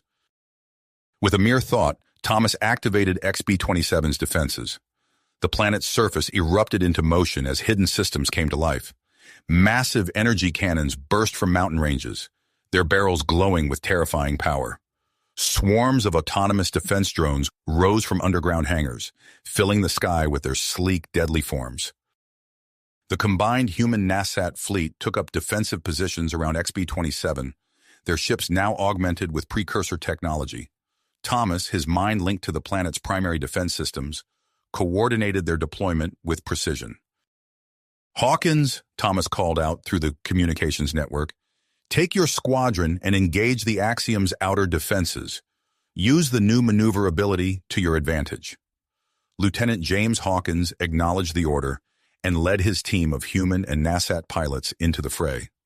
Their precursor-enhanced fighters moved with impossible grace, performing maneuvers that defied conventional physics. Energy beams lanced out from their weapons, tearing through the first wave of Axiom ships. On the surface, Sergeant Marcus Wellington oversaw the final preparations of the ground defenses. He barked orders to a mixed group of human and NASAT soldiers, all clad in newly produced precursor-enhanced combat suits. "Energy shields at full power," Wellington reported. "Automated turret network online and tracking hostile targets." As the Axiom fleet pressed their attack, XB-27's energy shields flared to life, absorbing the initial barrage of exotic particles and energy weapons. The strain on the planet's power systems was immense, causing fluctuations in non-essential systems. In the command center, Major Sarah Chen and Dr. Elias Vance worked feverishly at their consoles. "Captain," Chen called out, her voice tense, "we've detected a quantum entanglement signature in the Axiom fleet's communications. They're using it to coordinate their attacks." Thomas processed this information through his link with the Nexus. "Dr. Vance, focus on developing countermeasures. If we can disrupt their quantum network, we might be able to throw their fleet into disarray." As the battle intensified, Thomas made a startling discovery through his connection to the Nexus. Hidden within the core of XB-27 lay a precursor superweapon of unimaginable power. It had the potential to generate a massive electromagnetic pulse, capable of disabling the entire Axiom fleet. Thomas's mind raced with the implications. Activating the weapon could turn the tide of the battle, but it would require him to physically interface with the planet's core, a process that could very well cost him his life. He opened a direct channel to High Admiral Zarek. "Admiral, I've discovered a precursor superweapon within XB-27. It could disable the Axiom fleet, but activating it is extremely risky." Zarek's compound eyes narrowed as he considered the information. "What are the odds of success, Captain?" "Uncertain," Thomas replied. "But our conventional defenses are being pushed to their limits. We need to make a decision quickly." As if to emphasize his point, a massive explosion rocked the command center. Lieutenant Hawkins's voice crackled over the comm system. "Captain, we've lost our outer defensive line. The Axiom are adapting to our tactics faster than we anticipated." On the surface, Wellington's troops engaged with Axiom landing parties. The enhanced combat suits allowed the defenders to hold their ground, but the enemy's superior numbers were beginning to tell. "We're being overrun in Sector 7, Wellington reported, his voice strained with exertion. "Requesting immediate air support." Thomas clenched his fists, feeling the weight of the decision before him. The superweapon offered a chance at victory, but at what cost? He turned to Zarak, seeing his own concern mirrored in the Nasat leader's alien features. "We're out of time," Thomas said. "I'm going to activate the superweapon. Coordinate with Chen and Vance to pull our forces back to a safe distance. We'll only get one shot at this." Zarak nodded solemnly. "May fortune favor us all, Captain Robertson." Thomas disconnected from the Nexus and made his way to the heart of the precursor facility. As he descended into the planet's core, the sounds of battle above grew muffled and distant. The air grew thick with energy, crackling with potential. At the center of a vast chamber, Thomas found the interface for the superweapon. It pulsed with an otherworldly light, responding to his presence. He placed his hands on the controls, feeling the raw power coursing through his body. "All forces, this is Captain Robertson," Thomas broadcast. "Prepare for electromagnetic pulse in 60 seconds. Brace for impact and stand by for potential system failures." As Thomas began the activation sequence, his mind merged with the weapon's controls. He saw flashes of the precursor's past, glimpses of ancient battles against the Axiom. The knowledge threatened to overwhelm him, but he clung to his humanity, using it as an anchor. The chamber began to shake as the superweapon powered up. Energy arced between massive coils, building to a crescendo. Thomas felt his consciousness expanding, stretching to encompass the entire planet. With a final surge of will, Thomas unleashed the weapon's full power. A blinding pulse of energy erupted from XB-27, racing outward at impossible speed. As the electromagnetic wave washed over the battlefield, Thomas's world went dark. In orbit, the pulse slammed into the Axiom fleet. Ship after ship went dark, their systems overloaded by the massive surge of energy. The human and Nasat vessels, protected by their precursor-enhanced shields, weathered the storm. As the light faded and systems slowly came back online, an eerie silence fell over the battlefield. The Axiom threat had been neutralized, but at what cost? In the depths of XB-27, Thomas Robertson lay motionless, his fate unknown as the defenders of the planet began to assess the aftermath of their bold strategy. The electromagnetic pulse faded, leaving an eerie silence in its wake. For a moment, the battlefield hung suspended in time, the enormity of what had just occurred sinking in. Then, as systems slowly flickered back to life, the gravity of the situation became clear. Zarek's voice crackled over the comm system, breaking the stunned silence. "All ships, report status. Captain Robertson, do you copy?" Silence greeted his inquiry. In the command center, Major Chen's fingers flew across her console. "Sir, we're detecting minimal activity from the Axiom fleet. The pulse appears to have disabled their systems." Dr. Vance's eyes widened as he processed the data streaming across his screen.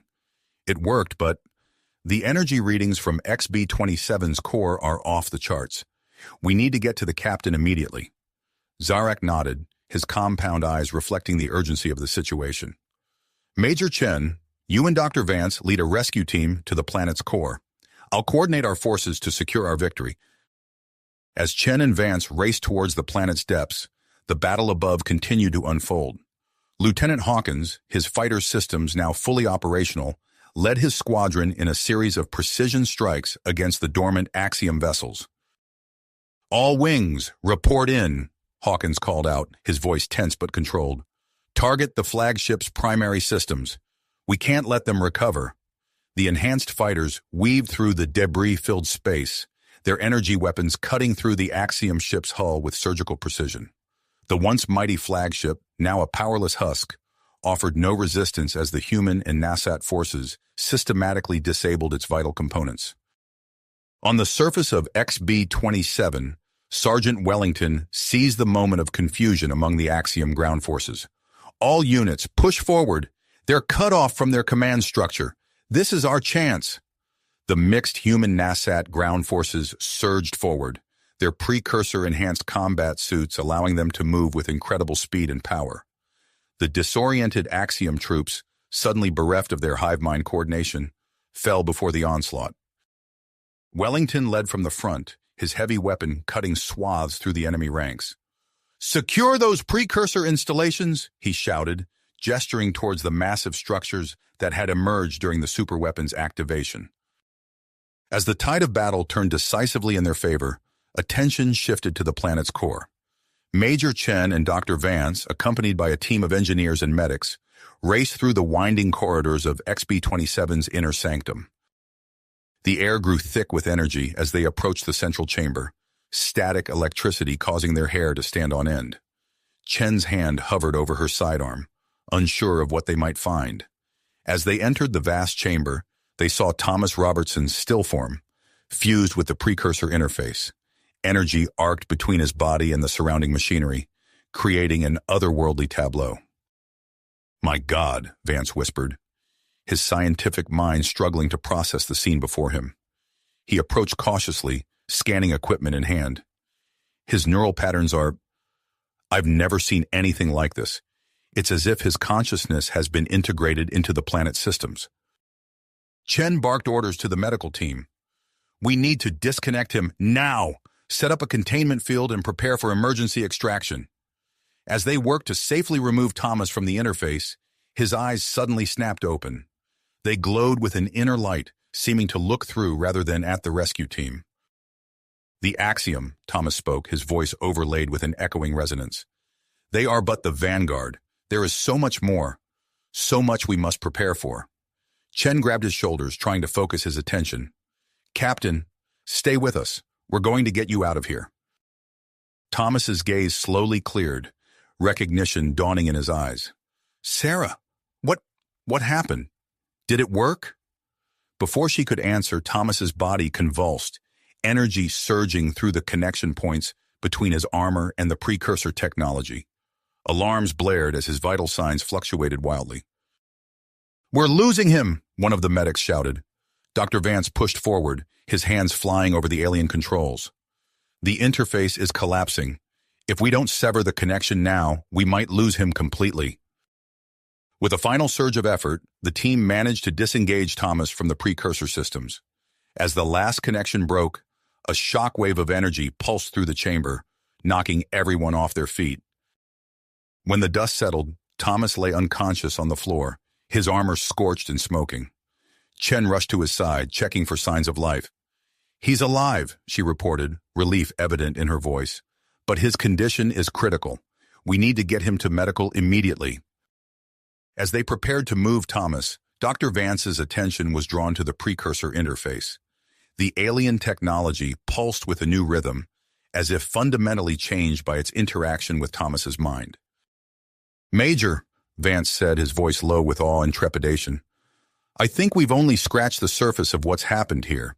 The captain's experience, it might have altered more than just him." Chen nodded grimly as they lifted Thomas onto a stretcher.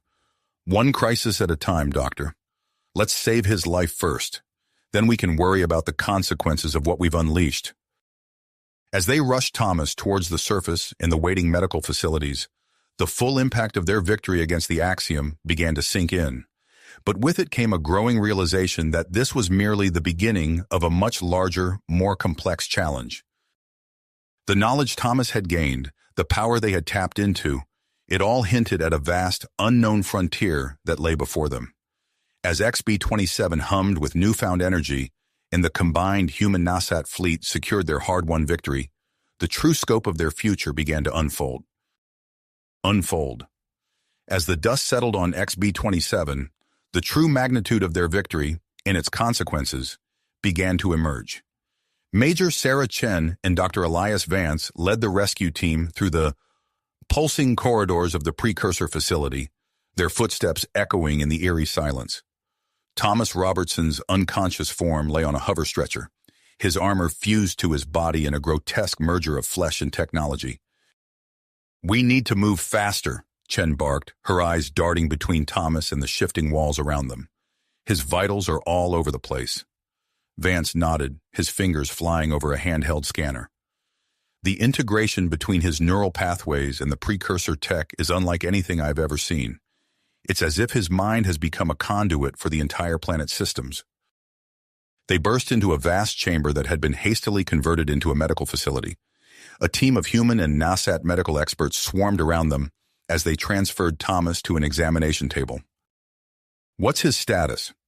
Dr. Marcus Emerson, a renowned xenoneurologist who had arrived with the reinforcements, shouldered his way through the crowd. Chen stepped back, allowing the medical team to work. "He's been unresponsive since we extracted him from the core. There's some kind of residual energy signature we can't identify." As the medical team worked to stabilize Thomas, activity outside the facility intensified. High Admiral Zarak's voice crackled over the comm system, directing the combined fleet's efforts to secure the disabled Axiom vessels. "All ships, maintain formation. We're detecting residual power signatures in the Axiom flagship. Boarding teams, prepare for possible resistance." In the void of space, Lieutenant James Hawkins led a squadron of fighters in a defensive pattern around the larger salvage ships. His eyes scanned the debris field, alert for any signs of reactivating Axiom technology. "Echo Team, we've got movement on the port side of that cruiser," Hawkins called out, banking his fighter towards a flickering light in the wreckage. "Could be an automated system coming back online. Let's check it out." On the planet's surface, Sergeant Marcus Wellington and his ground forces moved methodically through the alien landscape, securing precursor installations and neutralizing pockets of Axiom resistance. "Delta Squad, we've got movement in Sector 7, Wellington's gruff voice echoed through the comm channels. "Looks like a group of Axiom troops managed to shield themselves from the pulse. Stay alert and remember your training. These suits give us an edge, but they're still dangerous." The sound of energy weapons and the thud of explosions punctuated the tense atmosphere as Wellington's forces engaged the Axiom holdouts. The enhanced combat suits allowed the human and Nasat soldiers to move with incredible speed and precision, quickly overwhelming their disorganized opponents. Back in the medical facility, Thomas Robertson's eyes snapped open, glowing with an otherworldly light. He sat up abruptly, startling the medical team. "The veil has been lifted," Thomas spoke, his voice a discordant mix of his own and something alien. "The Axiom are but a fraction of what lies beyond. We must prepare. We must understand." Dr. Emerson leaned in, his voice calm but urgent. "Captain Robertson, can you hear me? Do you know where you are?" Thomas's gaze seemed to look through the doctor, focusing on something beyond. He began to speak rapidly, alternating between English and an unknown language that sounded like nothing the team had ever heard before. "The nodes are awakening," Thomas continued, his words becoming more frantic. "We must secure the nexus points before they do. The key lies in the harmony of minds." Major Chen stepped forward, placing a hand on Thomas's shoulder. "Thomas, we need you to focus. What are you seeing? What do we need to do?" For a moment, clarity seemed to return to Thomas's eyes. He grabbed Chen's arm, his grip surprisingly strong. "Sarah, listen carefully. There are other installations scattered across the galaxy. We need to find them, secure them. The coordinates are..."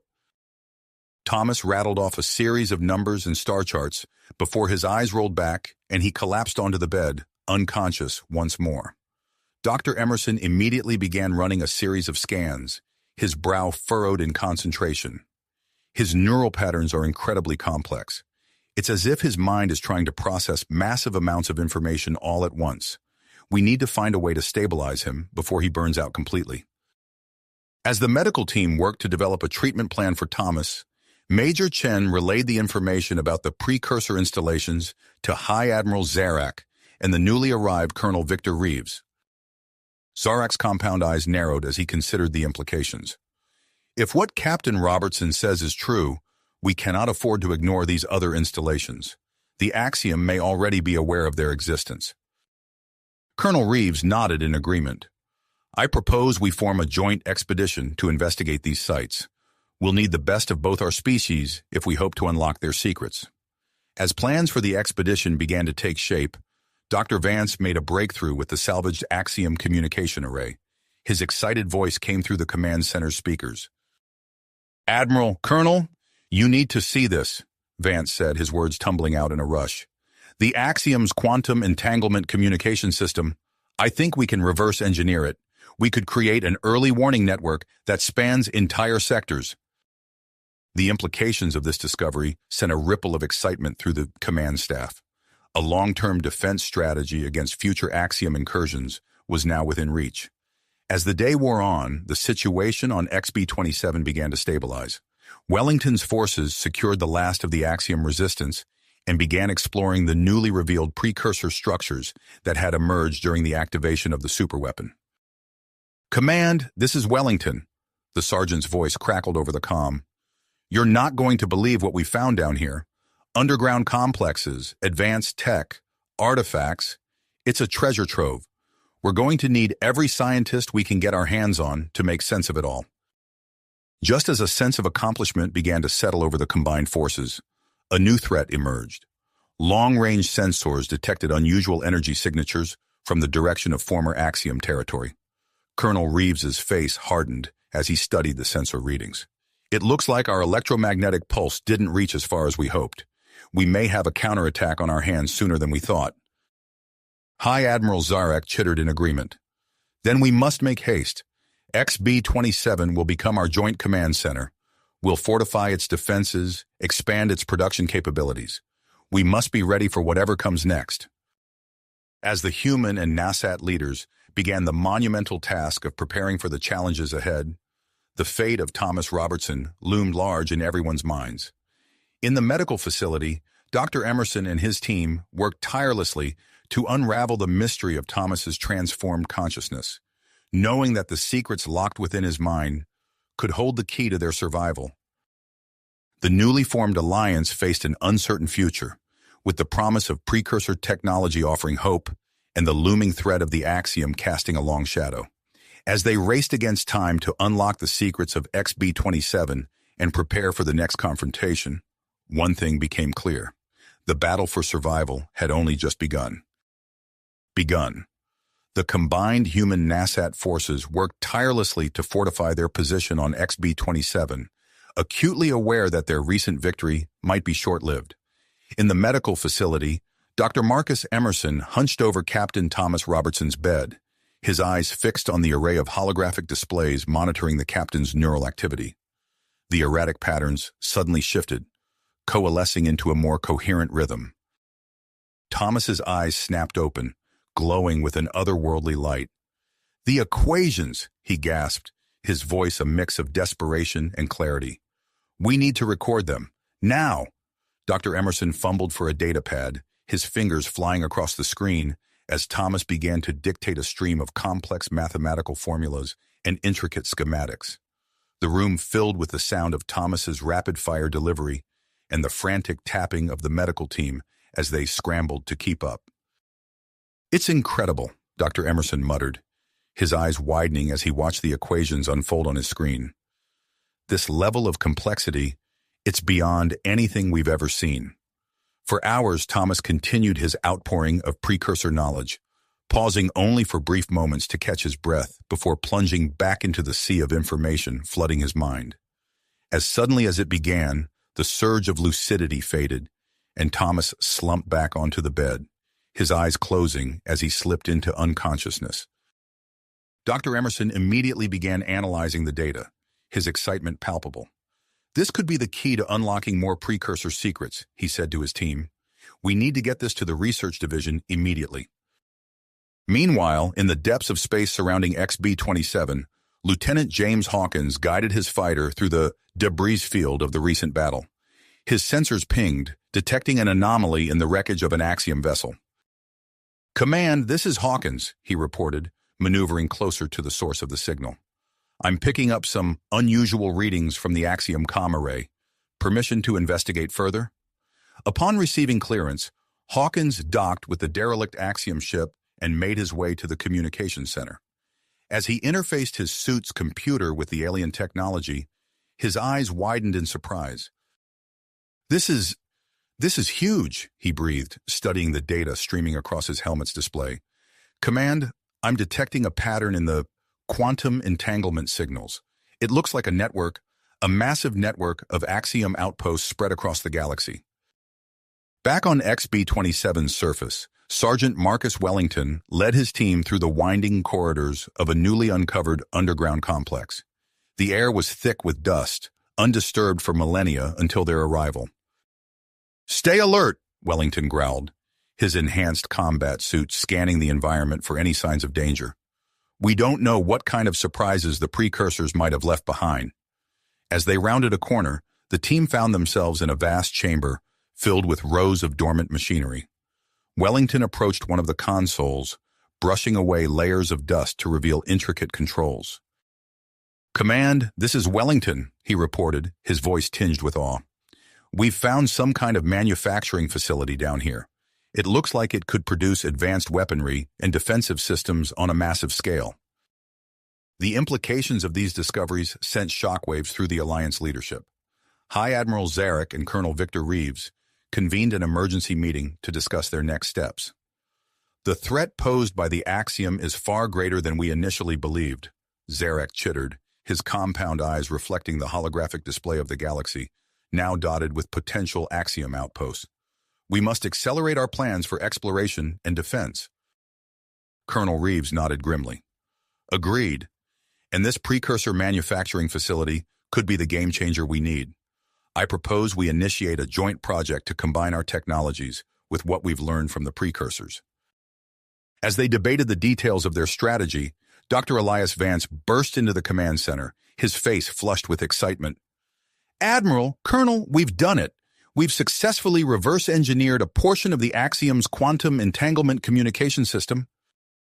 Vance activated a holographic display, showing a web of interconnected nodes stretching across the star chart.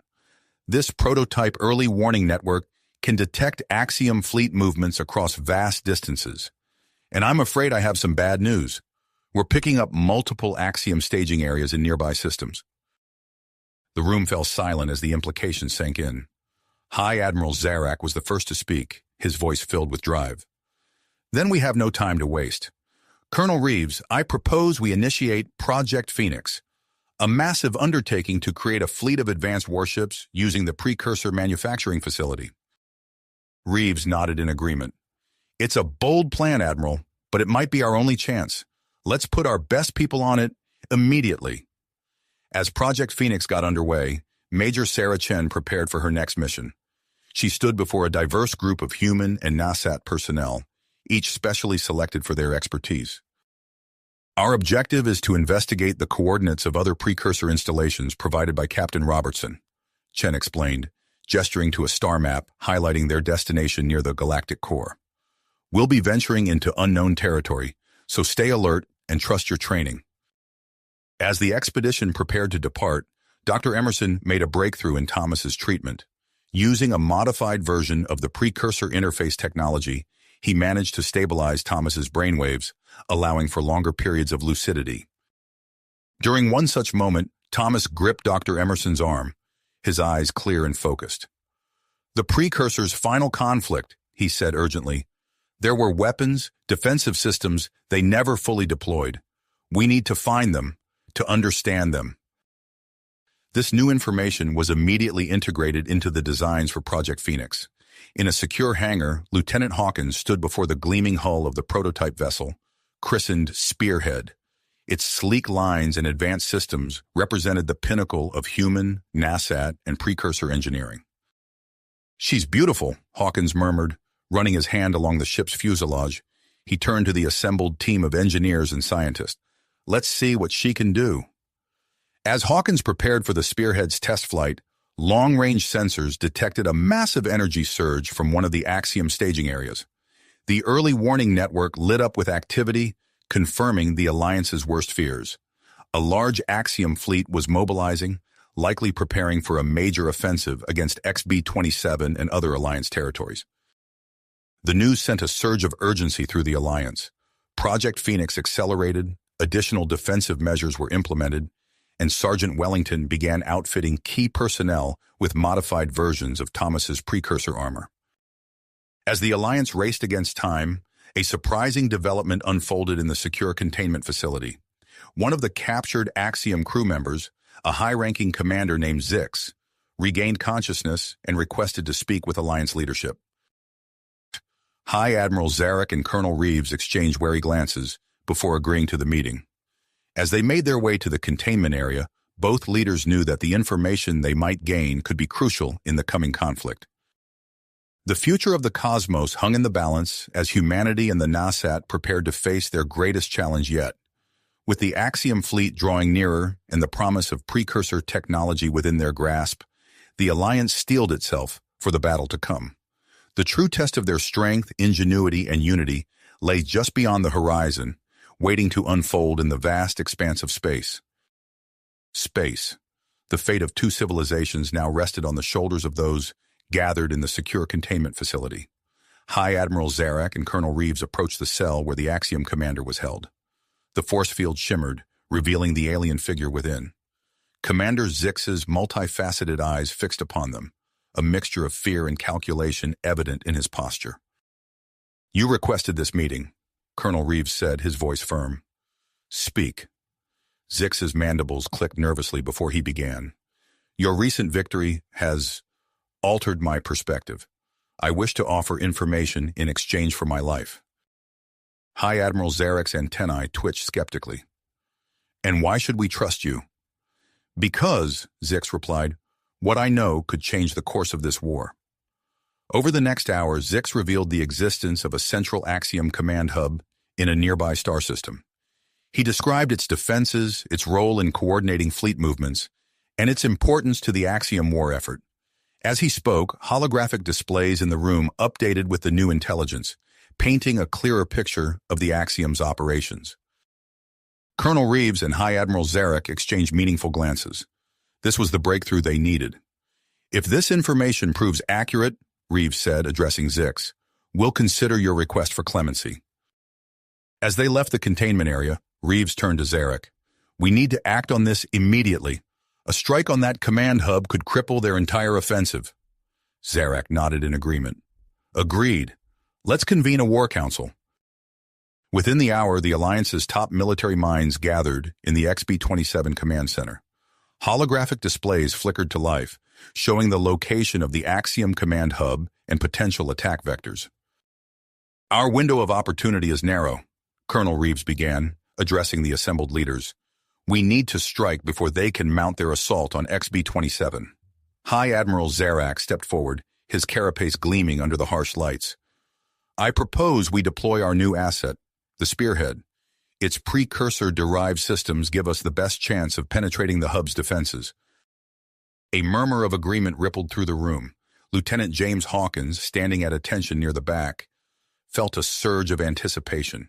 He knew the Spearhead better than anyone.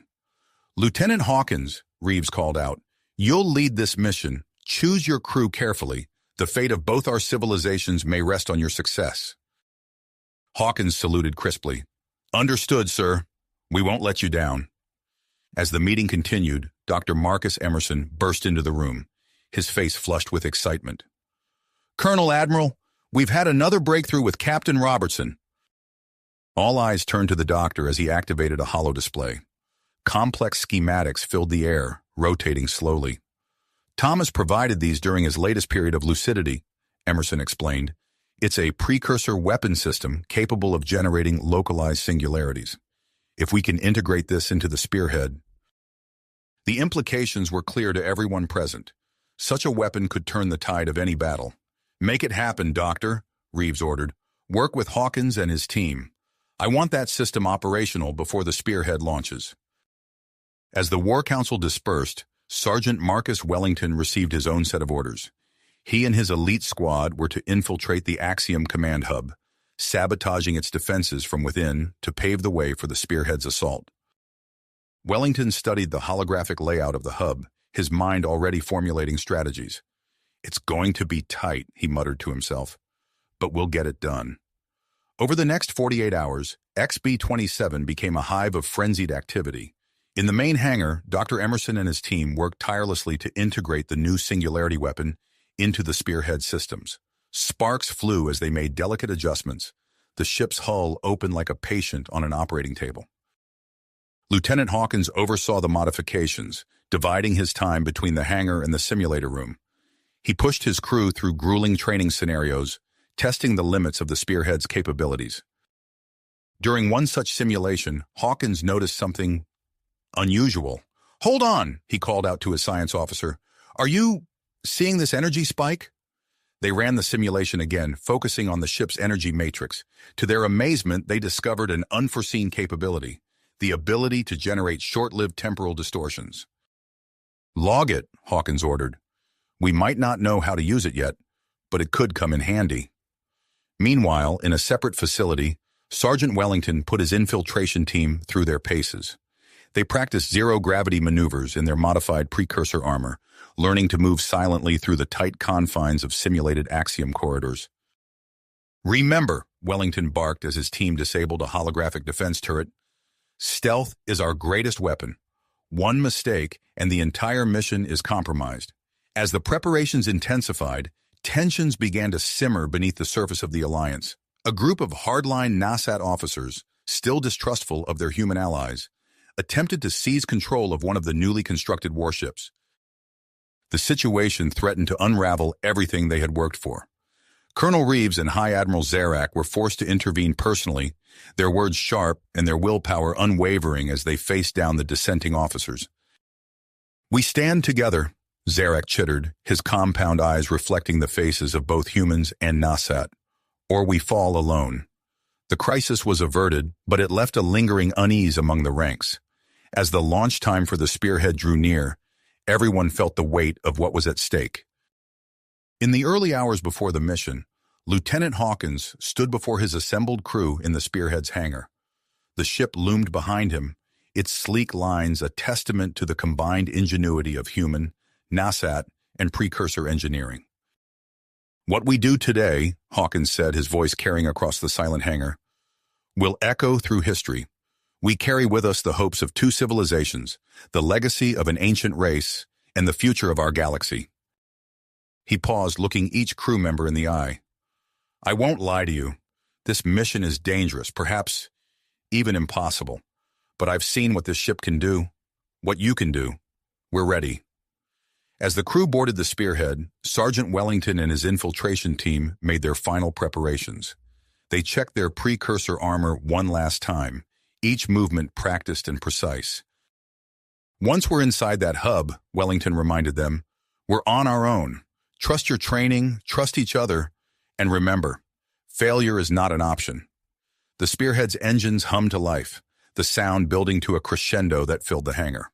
Colonel Reeves and High Admiral Zarak watched from the control room as the massive bay doors slid open, revealing the star-filled expanse beyond. "Spearhead, you are cleared for launch," the flight controller announced. "Godspeed." With a flash of energy, the ship's precursor stealth field engaged, rendering it nearly invisible. The spearhead lifted off, carrying with it the Alliance's best hope for survival. As the ship disappeared into the void, the early warning network lit up with activity. The Axiom fleet was on the move, a vast armada heading towards XB-27. Colonel Reeves turned to High Admiral Zarak, his expression grim but determined. "And now," he said quietly, "we wait." The spearhead accelerated towards its target, cloaked in stealth and carrying the fate of two civilizations. Behind it, XB-27 braced for the coming storm, its defenders ready to fight to the last. And somewhere in the vast expanse of space, the Axiom fleet advanced, unaware of the daring plan about to unfold. The next few hours would determine the course of the war and the future of the galaxy itself. The spearhead's engines pulsed with terrifying energy as it sliced through the void, leaving XB-27 behind. Lieutenant James Hawkins sat rigid in the command chair, his eyes fixed on the holographic display before him. The mission had begun. "Approaching uncharted sector, sir," reported the navigation officer, her voice tight with tension. Hawkins nodded, his fingers dancing across the control panel. "Maintain course and speed. Keep our stealth systems at maximum." The ship hummed softly as it entered the unmapped region of space. Suddenly, the sensor officer's console erupted in a cacophony of alerts. "Lieutenant, massive interference detected," he called out, frantically working his controls. "It's some kind of asteroid field, but the composition is unusual. Our sensors can't penetrate it." Hawkins leaned forward, his brow furrowing. On screen. The main view screen flickered to life, revealing a sprawling field of tumbling rocks and debris. But these were no ordinary asteroids. They gleamed with an otherworldly sheen, pulsing with strange energies that danced across their surfaces. "Our precursor sensors are being scrambled," the science officer reported. "We're flying blind, sir." Hawkins took a deep breath, his mind racing. "Disengage autopilot. I'm taking manual control." His hands gripped the control yoke as he began to navigate the treacherous field. The spearhead weaved between the asteroids, narrowly avoiding collisions as Hawkins relied on his instincts and visual cues. As they penetrated deeper into the field, the ship suddenly shuddered. Alarms blared throughout the bridge. "What's happening?" Hawkins demanded. The science officer's eyes widened as she studied her readouts. "Sir, the temporal distortion capability we discovered in simulations, it's activating." Before anyone could react, reality itself seemed to twist around them. The view screen filled with swirling, kaleidoscopic patterns as the spearhead phased partially out of normal space-time. For a heart-stopping moment, the crew found themselves suspended between realities. And in that instant, they saw them. A massive Axiom patrol fleet, hidden just beyond the asteroid field, lying in wait. As quickly as it began, the temporal distortion subsided. The spearhead snapped back into normal space, the asteroid field once again filling their view. Hawkins's mind raced, processing the implications of what they'd seen. "Tactical, analyze that fleet's position and heading based on our glimpse." Within moments, a new course was plotted, one that would take them around the waiting Axiom ships, preserving their element of surprise. As the spearhead emerged from the asteroid field, tension on the bridge eased slightly. But in the ship's armory, a new crisis was unfolding. Sergeant Marcus Duke Wellington frowned as he examined the readouts on his precursor armor. Something wasn't right. "Jenkins, run another diagnostic," he ordered. "Focus on the power systems." Private Jenkins nodded, connecting a diagnostic tool to his own suit. His face paled as he studied the results. "Sarge, we've got a problem. The armor's showing instabilities when exposed to certain Axiom energy signatures." Wellington cursed under his breath. "How bad?" "Bad enough to compromise the entire mission if we don't fix it," Jenkins replied grimly. For the next hour, Wellington and his team worked feverishly, recalibrating the armor's shielding systems. They knew that failure wasn't an option. Their infiltration was crucial to the mission's success. Finally, Jenkins looked up, a mixture of relief and concern on his face. "We've done it, Sarge. The armor should hold up now, but what?" Wellington pressed. "The recalibration drained more power than we anticipated. We'll be operating with reduced reserves." Wellington nodded, understanding the implications. They'd solved one problem only to create another. Their margin for error had just become razor thin. As the infiltration team made their final preparations, a priority transmission came through from XB-27. Dr. Marcus Emerson's face appeared on the comm screen, his eyes bright with excitement. "Lieutenant Hawkins," he began, "we've had a breakthrough with Captain Robertson. He's provided critical intelligence about the Axiom's central power distribution systems." Hawkins leaned in, absorbing every detail as Emerson relayed Thomas's insights. This new information could be the key to their assault on the command hub. With this latest intelligence integrated into their plan, the spearhead continued its approach. The massive Axiom command hub loomed before them, a sprawling construct of alien geometries and pulsing energy fields. Hawkins turned to his crew, his voice steady despite the weight of the moment. "This is it. Everything we've worked for comes down to the next few hours." He opened a channel to the armory. "Sergeant Wellington, prepare your team for insertion." In the launch bay, Wellington and his squad checked their equipment one final time. The modified precursor armor hummed with power, its surfaces shimmering with adaptive camouflage. "Remember," Wellington addressed his team, We're the scalpel to the spearhead's hammer. Get in, disable their defenses, and get out. Every second counts. The bay doors opened, revealing the vast, star-filled expanse. Before them loomed the Axiom Command Hub, a fortress of alien technology that held the key to the entire war. Wellington took a deep breath, steadying himself. Insertion pods ready. On my mark. Launch! The pods streaked away from the spearhead, their stealth systems rendering them nearly invisible against the backdrop of space. As they approached the massive Axiom structure, Wellington activated his armor's cloaking system. The entire team shimmered and faded from view, becoming ghosts in the void. Back on the bridge, Hawkins watched the insertion team's progress on his tactical display. His fingers hovered over the weapons controls, ready to initiate their attack run the moment Wellington's team was in position. The fate of two civilizations hung in the balance, as the spearhead and its brave crew prepared to strike at the heart of the Axiom war machine. The next few moments would determine the course of the war and the future of the galaxy itself. As Wellington's team launched from the spearhead, Lieutenant Hawkins gripped the weapons controls, his eyes fixed on the tactical display. The moment Wellington's signal confirmed their successful breach of the Axiom structure, Hawkins initiated the assault. "All weapons, fire on my mark," he ordered, his voice steady despite the tension. "Target those power distribution nodes. Remember, we're using Robertson's frequency data."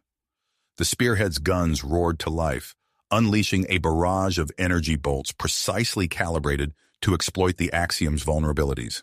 The command hub's defensive barriers flickered and buckled under the onslaught, creating gaps in its formidable defenses. "Direct hit on primary node," the weapons officer called out, secondary barriers collapsing. Hawkins allowed himself a moment of grim satisfaction before refocusing on the battle at hand. "Press the advantage. Keep firing." Inside the Axiom structure, Wellington's team moved with practiced efficiency. The sergeant's voice crackled over the team's comm channel as they split into two groups. "Rodriguez, take Johnson and Lee. Head for the power core. We'll push for the central control room." Corporal Elena Rodriguez nodded, her face set with grit behind her helmet visor. "Understood, Sarge. We'll get it done." As Wellington's group advanced through the alien corridors, the eerie glow of Axiom technology cast strange shadows on their armor. Suddenly, a high-pitched whine filled the air. "Incoming!" Private Cooper shouted, diving for cover as a swarm of security drones rounded the corner.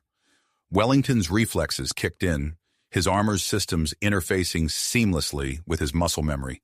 He rolled behind a jutting piece of alien architecture, plasma bolts sizzling past. "Suppressing fire," he ordered, his own weapon already spitting energy pulses at the drones. The team's modified precursor armor proved its worth, deflecting hits that would have been fatal in standard gear.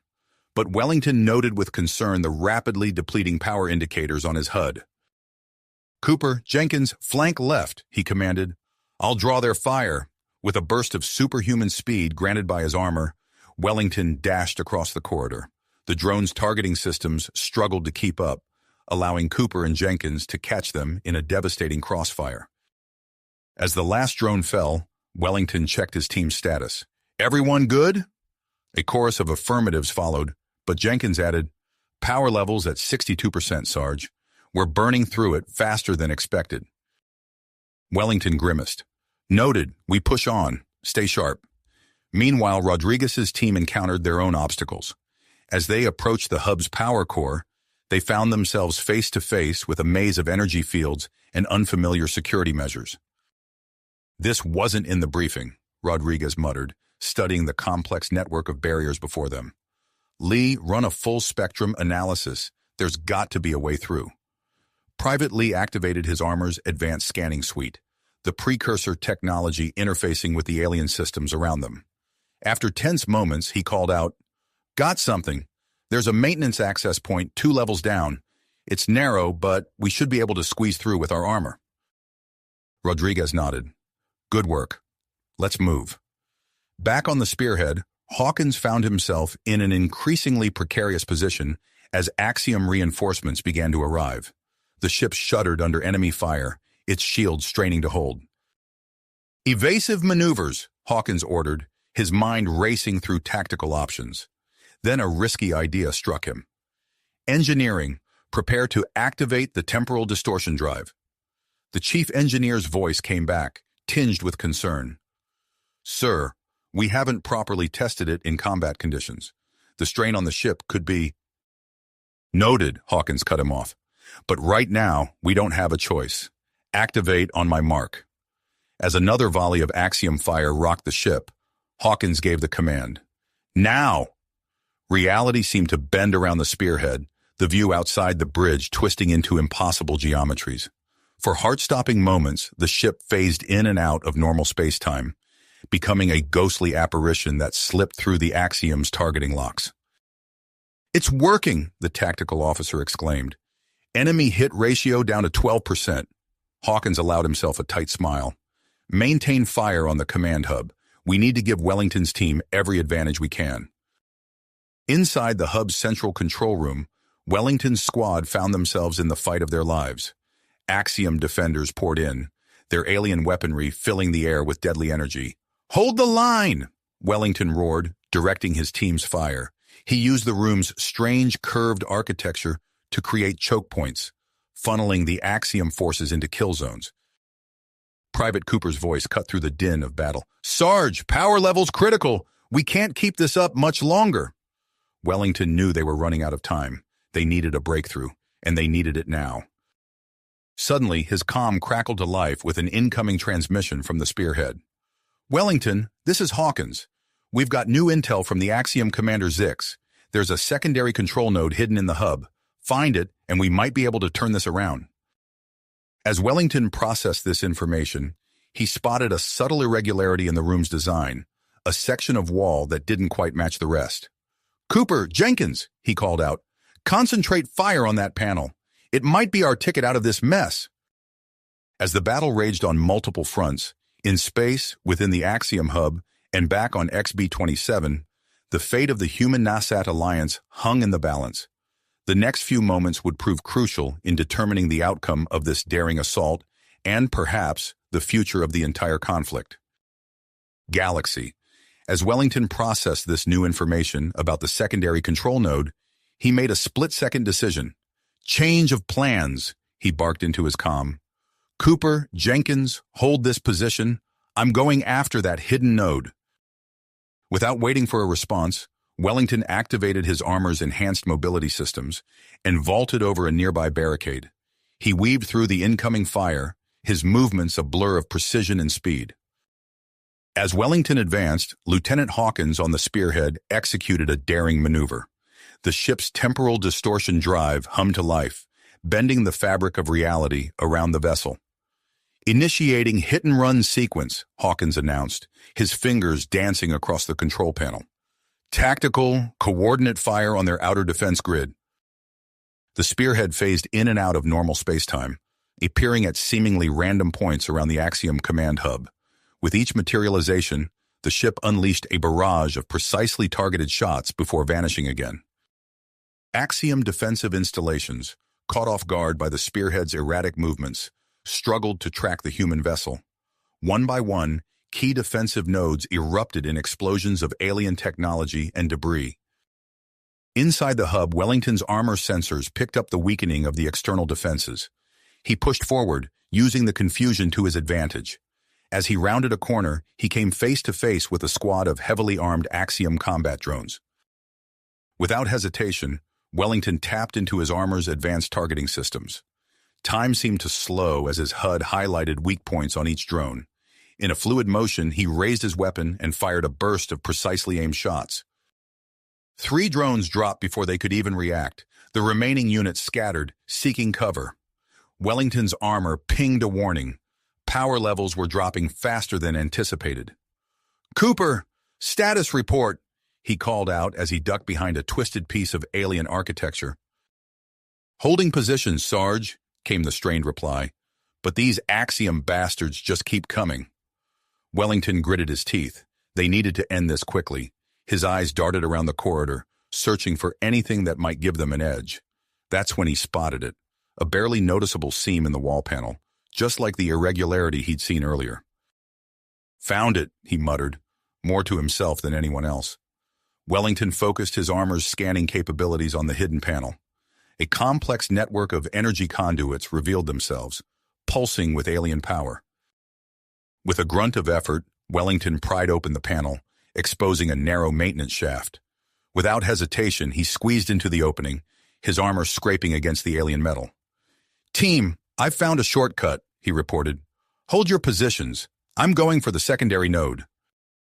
As Wellington navigated the cramped passageway, Corporal Rodriguez and her team faced their own challenges near the hub's power core. A maze of shimmering energy fields blocked their path, each one pulsing with deadly potential. "Lee, what are we dealing with here?" Rodriguez asked, her voice tense. Private Lee's armor hummed as it interfaced with the alien systems. "Multiple layers of security, ma'am. But there's something odd. The fields aren't uniform. There's a weak spot." Rodriguez peered at the energy maze, her armor's enhanced vision highlighting the anomaly Lee had detected. A single point where the fields intersected showed a slightly different frequency. "Good eye, Lee," she said. "Everyone, concentrate fire on that spot. Let's punch our way through." The team unleashed a coordinated barrage, their weapons calibrated to exploit the weakness. For a moment, nothing seemed to happen. Then, with a sound like shattering glass, a section of the energy field collapsed. "Move," Rodriguez ordered, leading her team through the breach. As they passed through, her armor's displays flickered, showing strange energy readings. The surrounding systems seemed to be reacting to their presence, power fluctuations rippling outward from their position.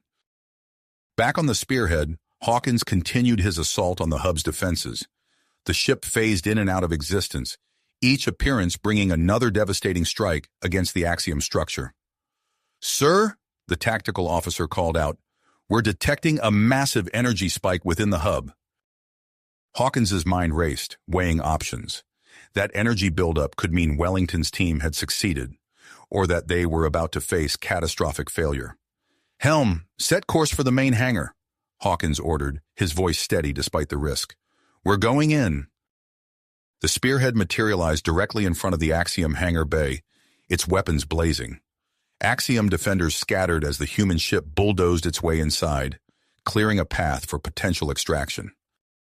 Inside the hub's winding corridors, Wellington finally emerged from the maintenance shaft into what could only be the secondary control center. Holographic displays filled the air, showing the status of every system in the massive Axiom structure. As Wellington approached the central console, his armor's systems began to interface with the alien technology. Streams of data flooded his HUD, almost overwhelming his senses. Among the torrent of information, one fact stood out: the true scale of the Axiom threat heading towards XB-27. "Hawkins, do you read?" Wellington called out, his voice urgent. "I've accessed their command systems. The Axiom Armada, it's bigger than we thought. Much bigger." Before Hawkins could respond, alarms blared throughout the hub. The Axiom had finally realized the extent of the human intrusion. Wellington knew their window of opportunity was closing fast. With the spearhead breaching the hangar and Wellington accessing critical Axiom data, the fate of the mission hung in the balance. As Axiom reinforcements converged on their positions, the human forces found themselves racing against time, fighting not just for victory, but for survival in the heart of enemy territory. Wellington's mind raced as he processed the implications of the data flooding his HUD. "Hawkins, we need to move fast," he said, his voice tight with urgency. "The Axiom force heading for XB-27 is massive. We're talking about an armada that could overwhelm our defenses in hours." "Copy that," Hawkins replied, his voice crackling through the comm. "I'm initiating extraction. Make your way to the main hangar. We'll clear a path." Wellington turned to his team. "You heard the man. We're leaving. Cooper, Jenkins, secure our exit route. I'll finish the data transfer." As his squad moved out, Wellington's fingers flew over the alien console, downloading every scrap of intelligence he could access. The hub's alarms blared louder, and he could hear the sounds of battle intensifying beyond the control room. Suddenly, his comm crackled to life. "Wellington, this is Rodriguez. We're pinned down near the power core. Axiom forces are closing in fast." Wellington cursed under his breath. "Hold position, Rodriguez. We're coming for you." He disconnected from the console and sprinted towards the exit, his armor's enhanced mobility systems propelling him forward at superhuman speed. As he rejoined his team in the corridor, the walls around them shuddered from a massive impact. "What was that?" Cooper asked, his weapon raised. Before Wellington could respond, the bulkhead ahead of them buckled and tore open. A massive biomechanical construct emerged, its form a nightmarish fusion of Axiom technology and organic matter. It towered over them, easily twice the size of a human in precursor armor. "Fall back," Wellington ordered, opening fire on the monstrous warform. His team's weapons seemed to have little effect on the creature's armored hide. As they retreated, Wellington's tactical mind kicked into overdrive. He scanned the corridor, noting the peculiar architecture of the hub. An idea formed in his mind. "Cooper, Jenkins, lay down suppressing fire. I'm going to lure it into a trap." Wellington broke away from his team, darting down a side passage. The warform, seemingly drawn to the strongest threat, followed him. He led it through a series of twisting corridors, each turn bringing them closer to a section of the hub he'd identified earlier. As they entered a vast chamber filled with pulsing energy conduits, Wellington activated his comm. "Hawkins, I need a precision strike on my location. Target the upper support structures." "Are you insane?" Hawkins replied. "The debris could crush you." "Trust me," Wellington said, positioning himself beneath a massive power junction. "On my mark." The warform lumbered into the chamber, its sensors locked onto Wellington. As it charged forward, Wellington waited until the last possible moment. "Now!" he shouted. The spearhead's weapons fire tore through the hub's exterior, striking the exact points Wellington had calculated. Massive chunks of alien metal and technology rained down, burying the warform beneath tons of debris. Wellington barely managed to roll clear, his armor scraping against the floor as he avoided being crushed. As the dust settled, Wellington pushed himself to his feet. "Target neutralized," he reported. "Now let's get Rodriguez and her team." Meanwhile, in the hub's power core section, Corporal Rodriguez and her squad found themselves in an increasingly desperate situation. Axiom forces had them surrounded, and their armor's power levels were critically low. "We're not going to make it out of here," Private Lee said, his voice strained. Rodriguez's mind raced considering their options. Then an idea struck her. Risky, but potentially their only chance. "Listen up," she said to her team. "We're going to overload our armor's power systems. It'll create an EMP, knocking out the Axiom defenses long enough for us to plant the charges on the core." "But ma'am," another soldier protested, "that'll leave us vulnerable. Our armor will be useless." Rodriguez nodded grimly. "I know, but it's our only shot. On my mark, initiate the overload sequence." As the Axiom forces closed in, Rodriguez gave the command. The air crackled with energy as their precursor armor released a massive electromagnetic pulse. Axiom weapons and defense systems flickered and died, leaving their operators disoriented.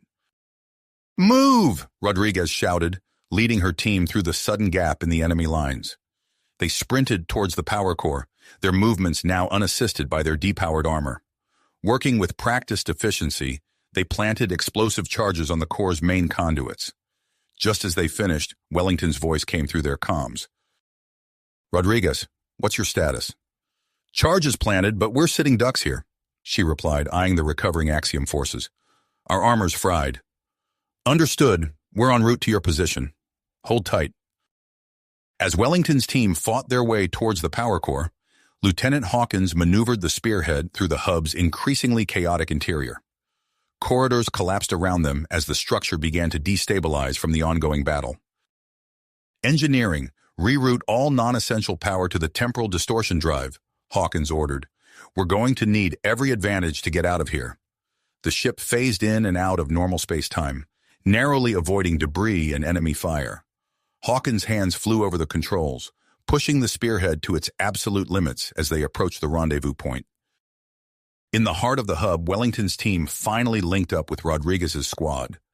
They provided covering fire as the armor-depleted soldiers retreated from the advancing Axiom forces. "The spearhead's almost here," Wellington shouted over the din of battle. "We need to move now." As they fought their way towards the main hangar, Rodriguez activated the detonator for the charges they'd planted.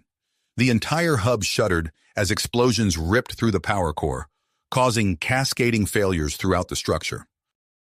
The spearhead burst into view, its weapons blazing a path through the Axiom defenders.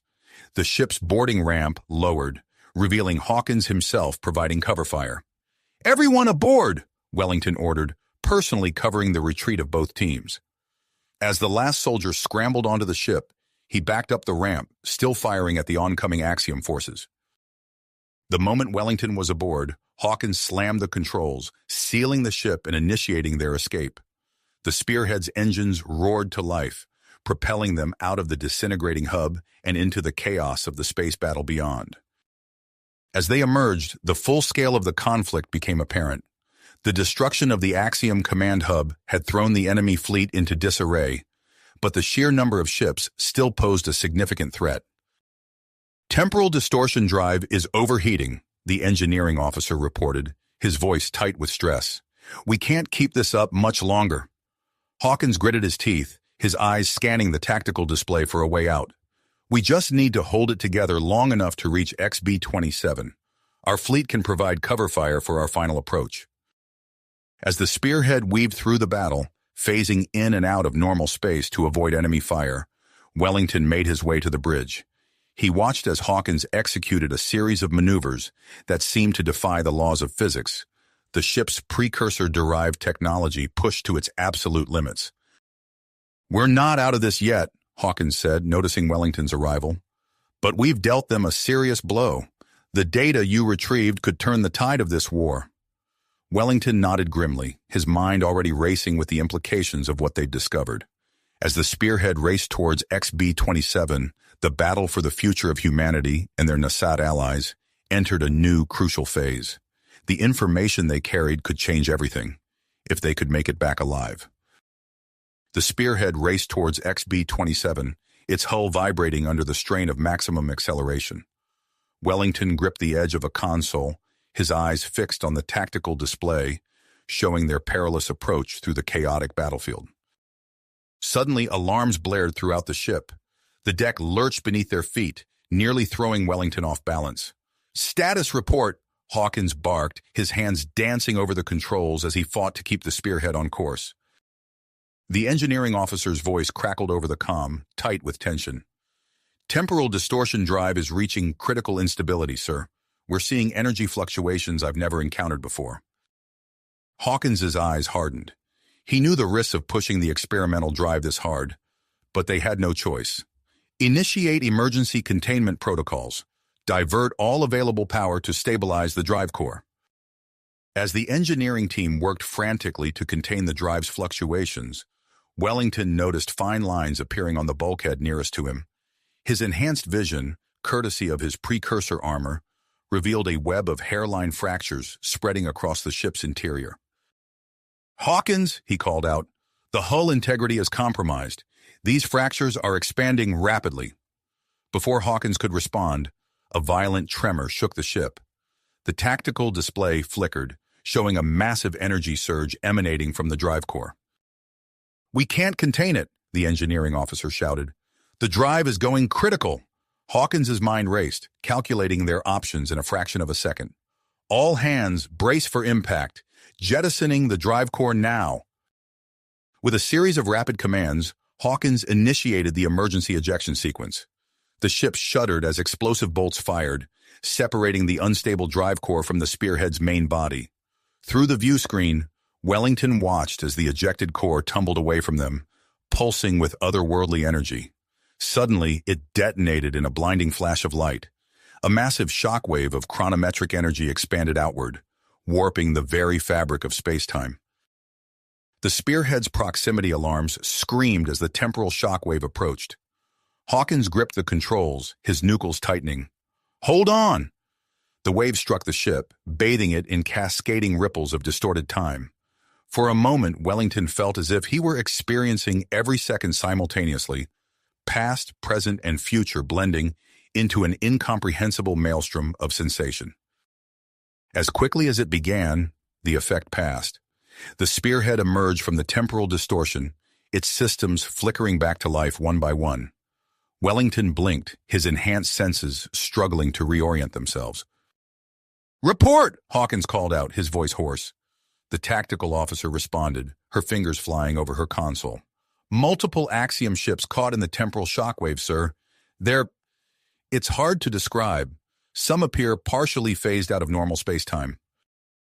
Wellington stepped closer to the view screen, observing the aftermath of the drive core's detonation. Several Axiom vessels hung suspended in space, their forms blurred and indistinct, as if they existed in multiple realities at once. "The Axiom fleet is in disarray," the tactical officer continued. "Their formation is breaking apart." Hawkins nodded grimly. "We've bought ourselves some time, but we're not out of this yet. Engineering, what's our status?" "Temporal distortion drive is gone, sir," came the reply. "We're down to conventional power. Multiple systems damaged, but life support and primary functions are holding." Wellington turned to Hawkins.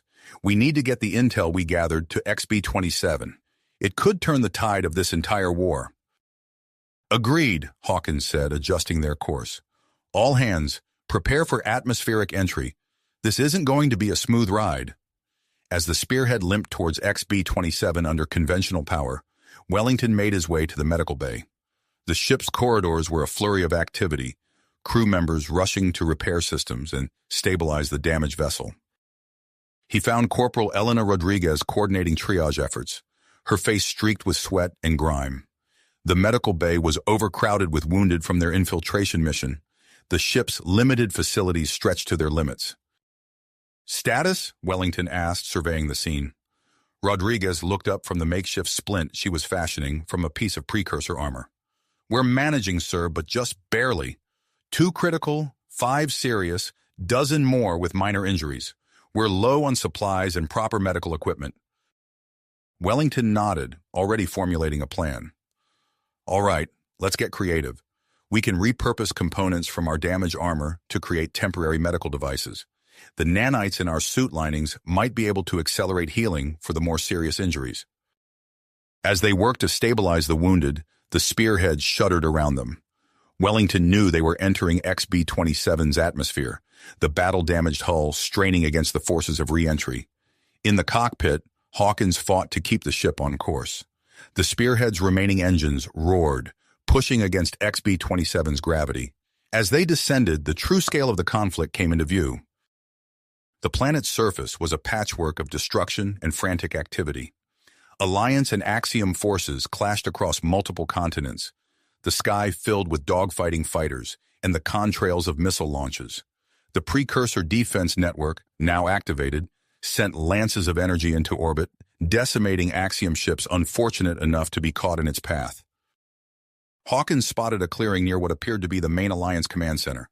He angled the spearhead towards it, knowing that every second counted. The vital intelligence they carried needed to reach Alliance leadership immediately.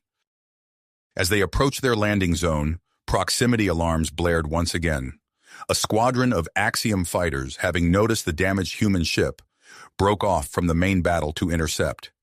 "Incoming hostiles!" the tactical officer shouted. 3 o'clock high. Hawkins gritted his teeth, pushing the spearhead's damaged systems to their limits. He executed a series of evasive maneuvers, each one sending tremors through the ship's weakened hull. "Weapons! Target those fighters!" he ordered.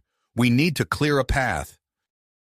The spearhead's remaining operational weapons came to life, spitting out bursts of energy that forced the Axiom fighters to break formation. One unlucky vessel caught a direct hit, spiraling away in a trail of smoke and debris. As they neared the ground, Wellington returned to the bridge, strapping himself into a safety harness. He watched as Hawkins masterfully guided the battered ship towards their landing site, avoiding enemy fire in the chaos of the ongoing battle. With a bone-jarring impact, the spearhead touched down on XB-27's surface. The ship's landing gear groaned under the stress, but held firm. "We're down," Hawkins announced, his voice filled with equal parts relief and urgency. "Let's move. We need to get this intel to command now." Wellington nodded, already unstrapping himself. "I'll gather my team and secure a perimeter. We don't know what kind of reception we'll get out there." As the spearhead's main hatch hissed open, Wellington and his team emerged onto the war-torn surface of XB-27. The sounds of battle surrounded them, the screech of energy weapons, the thunder of explosions, and the constant chatter of communications filling the air. In the distance, Wellington could see the imposing structure of the Alliance Command Center. Between them and their objective lay a gauntlet of ongoing skirmishes and unpredictable danger. With a gesture to his team, they began to move out, every sense alert for threats. The critical intelligence they carried could change the course of the war, but first they had to survive long enough to deliver it. As they advanced towards the command center, the battle for XB-27, and perhaps the fate of humanity, raged on around them. As Wellington and his team advanced towards the command center, the spearheads suddenly lurched violently, nearly throwing them off their feet. "What's happening?" Wellington shouted into his comm, his eyes scanning the chaotic battlefield around them. Hawkins's voice crackled through, tight with tension. "Engine failure! We're losing altitude fast! Everyone, brace for impact!" Wellington watched in horror as the spearhead, trailing smoke and debris, veered off its intended course. Hawkins's expert piloting was all that kept the ship from plummeting straight into the ground. The lieutenant rerouted power from non-essential systems, fighting to keep the damaged vessel stable as it descended through a hail of anti-aircraft fire. On the ground, Colonel Victor Reeves sprang into action. "Delta Squadron, move out! Secure that landing zone now!" he barked into his comm. A fleet of heavily armored vehicles roared to life, their energy shields humming as they formed a protective perimeter around the designated landing area. Inside the failing ship, Wellington and Rodriguez worked frantically to prepare the wounded for evacuation. They tore paneling from the walls, fashioning crude stretchers to transport those too injured to move on their own. "Hold on, we're almost there," Rodriguez reassured a soldier with a severe plasma burn, her voice steady despite the ship's violent shaking. As the spearhead made its final approach, a hidden Axiom battery unleashed a devastating barrage. A direct hit to the ship's remaining engine sent it into an uncontrolled spin. "Mayday! Mayday!" Hawkins's voice filled the comm channels. "We've lost all engine power. Attempting emergency landing. All hands, brace for impact." The ground rushed up to meet them. Wellington gripped a bulkhead with one hand, the other holding onto a wounded comrade. The ship slammed into the earth with a deafening roar, skidding across the terrain in a shower of dirt and twisted metal. For a moment, all was silent, save for the ringing in Wellington's ears. Then the air filled with the sounds of creaking metal and pained groans. He shook his head, clearing his vision, and took stock of their situation. "Sound off! Who's still with me?" he called out. One by one, voices responded. Miraculously, the reinforced command deck and cargo hold had held. They were battered, but alive. Outside, Colonel Reeves's response team engaged the Axiom forces attempting to reach the downed ship. The air crackled with energy weapon fire as Alliance soldiers fought to keep the enemy at bay. "Wellington, Rodriguez, what's your status?" Hawkins's voice came through, strained but determined. "We're alive," Wellington responded, helping a dazed soldier to her feet. "But we need to move. This ship won't hold together much longer." As if to emphasize his point, a section of the hull groaned ominously. Wellington made a quick decision. "Rodriguez, start evacuating the wounded. I'll secure the intel." He made his way to the ship's data core, ignoring the pain shooting through his ribs. The vital intelligence they'd retrieved from the Axiom command hub had to be protected at all costs. Wellington quickly transferred the data to multiple portable devices, distributing them among the team members still able to fight. "Let's move, people," he shouted, helping Rodriguez guide the first group of wounded towards the ship's mangled exit. As they emerged from the wreckage, the full intensity of the battle hit them. Axiom forces had broken through parts of Reeves's perimeter, and pockets of fierce combat erupted across the crash site. Wellington raised his weapon, picking off an Axiom soldier attempting to flank their position. "Rodriguez, get the wounded to cover. I'll hold them off." Nearby, Hawkins had turned the ship's still functional communication array into an impromptu command center. Despite a nasty gash on his forehead, he coordinated with Alliance forces, directing air support and ground troops to key positions around the crash site. "We've got incoming," Hawkins shouted, pointing to a group of Axiom heavy assault units advancing on their position. Wellington nodded grimly, tapping his comm to address the surviving members of his team. Defensive positions. We hold this line until every last piece of intel and every wounded soldier is safely away. The air filled with the scream of energy weapons and the thunderous impacts of explosives. Wellington and his team fought with desperate intensity, knowing that the fate of not just this battle, but potentially the entire war, rested on their ability to protect the information they'd sacrificed so much to obtain. As he ducked behind a piece of the spearhead's hull, narrowly avoiding a barrage of Axiom fire, Wellington caught sight of Alliance reinforcements approaching from the direction of the command center. He allowed himself a moment of hope. If they could just hold out a little longer, they might actually survive this. The battle for XB-27 raged on, its outcome balanced on a knife's edge.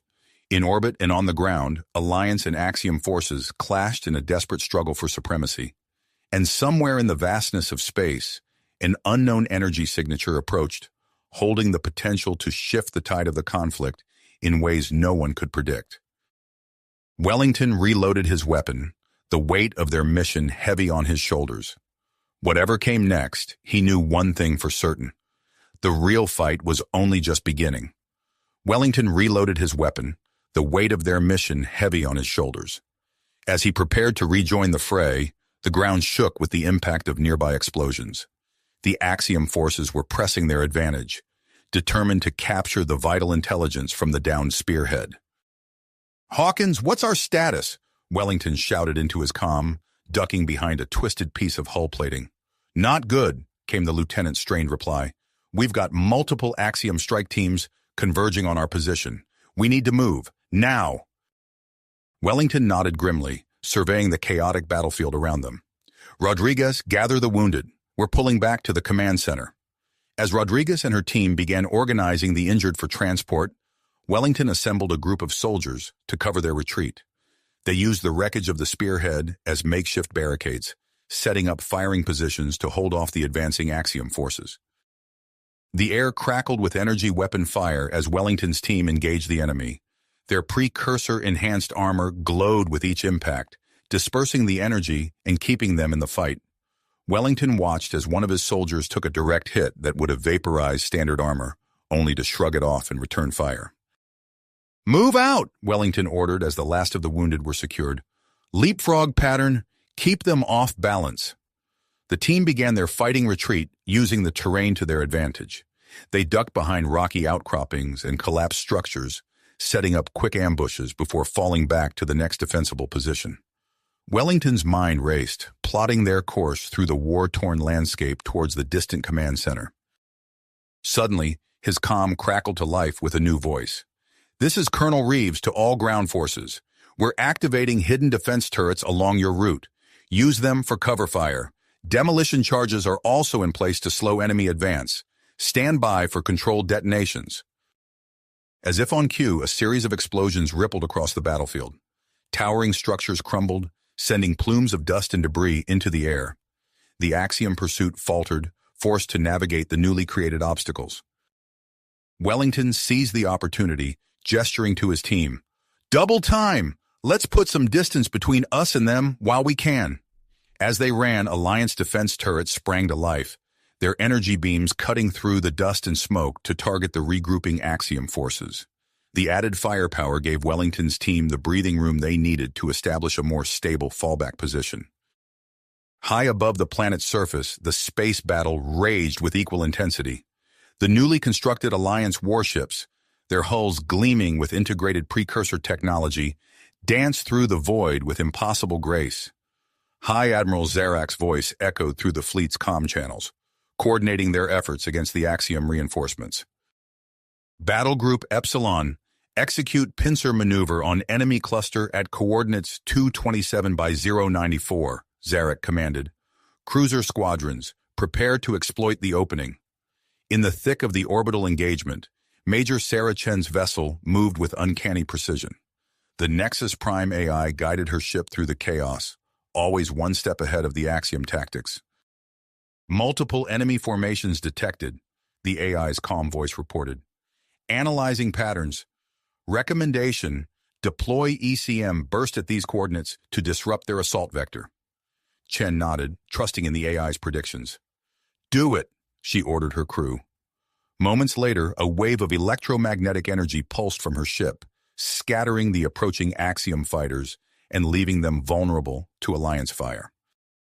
Back on the surface, Wellington's team had covered significant ground, but the relentless Axiom pursuit was taking its toll. As they neared the midpoint between the crash site and the command center, a new threat emerged. "Contact!" shouted one of Wellington's soldiers. "Heavy units, 3 o'clock!" Wellington turned to see a group of Axiom elites advancing on their position. These warriors moved with inhuman speed and precision, their biomechanical combat suits unlike anything he had encountered before. "Rodriguez, get the wounded moving," Wellington ordered. "We'll hold them here." The sergeant took cover behind a fallen pillar, his enhanced armor barely absorbing the intense energy blast from the Axiom elites. He returned fire, but the enemy seemed to anticipate his shots, dodging with preternatural reflexes. As Wellington's team engaged in a desperate firefight with the Axiom elites, the ground beneath them trembled. For a moment, he feared another bombing run, but then he saw them, Alliance combat mechs rising from hidden underground bunkers. "This is Mech Squadron Delta," a gruff voice announced over the comm. "Heard you could use some backup, Sergeant." The mechs opened fire with their heavy weaponry, forcing the Axiom elites to break off their assault. Wellington didn't waste the opportunity, rallying his team to push forward once more. As they approached the outer perimeter of the Alliance Command Center, Wellington allowed himself a moment of hope. They had made it this far against impossible odds. The vital intelligence they carried might just turn the tide of this war. Suddenly, a massive explosion rocked the area. The blast cleared their path to the command center, but sent chunks of debris raining down around them. Wellington shielded his eyes, trying to assess the new danger through the dust and smoke. "This is it, people," he shouted to his team. "Final push to the command center. Move, move, move." As they sprinted towards the fortified entrance, dodging falling debris and sporadic enemy fire, Wellington knew that the real challenge was just beginning. The fate of the Alliance, perhaps of all humanity, rested on their ability to deliver the intelligence they had fought so hard to protect. With Axiom forces closing in behind them and the unstable terrain threatening to collapse at any moment, Wellington and his team made their final desperate run toward safety. The battle for XB-27 had reached its critical moment, and the next few minutes would determine the course of the war. War. The ground trembled beneath their feet as Wellington and his team sprinted towards the command center's fortified entrance. Debris rained down around them, and sporadic enemy fire peppered their position. They were so close, just a few hundred meters from safety, when the earth erupted before them. A massive Axiom war machine burst through the surface, its metallic frame gleaming in the harsh light of the battlefield.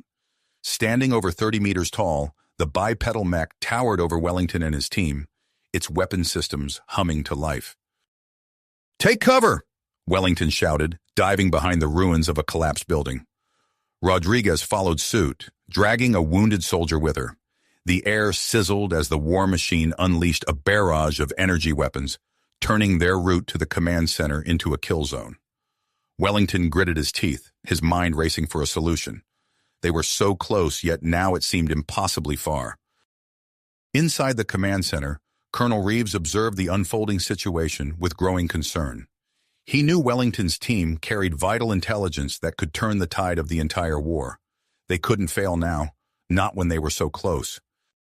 Reeves's gaze fell on a prototype weapon in the corner of the command center, the electromagnetic pulse cannon. It was untested in combat, but desperate times called for desperate measures. "Dr. Vance," Reeves barked, "get that EMP cannon to the roof now. We need to take down that war machine." Dr. Vance, a brilliant but often frazzled scientist, snapped to attention. "Yes, sir, but I must warn you, we haven't fully calibrated the—" "No time for that," Reeves cut him off. "Just get it up there and make it work." As Vance and his team rushed to position the EMP cannon, the battle raged on multiple fronts. In orbit, High Admiral Zarak led a daring assault on the Axiom flagship. Alliance ships, their hulls gleaming with integrated precursor technology, danced through the void with impossible grace. Zarek's voice crackled over the comms, coordinating the attack with precision. Battle Group Delta, execute flanking maneuver. Cruiser squadrons, prepare to exploit the opening. The Alliance ships moved as one, their coordinated assault breaching the Axiom flagship's defenses. In a flash of light, Zarek and his boarding party teleported onto the enemy vessel, reverse-engineered precursor technology, making the impossible possible. Back on the surface, Lieutenant Hawkins, still coordinating from the spearhead's wreckage, noticed a pattern in the Axiom ground forces movements. His eyes narrowed as he studied the tactical display.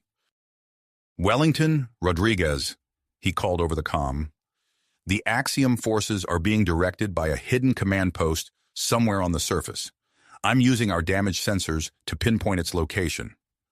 As Hawkins worked, Major Sarah Chen received his intel in orbit.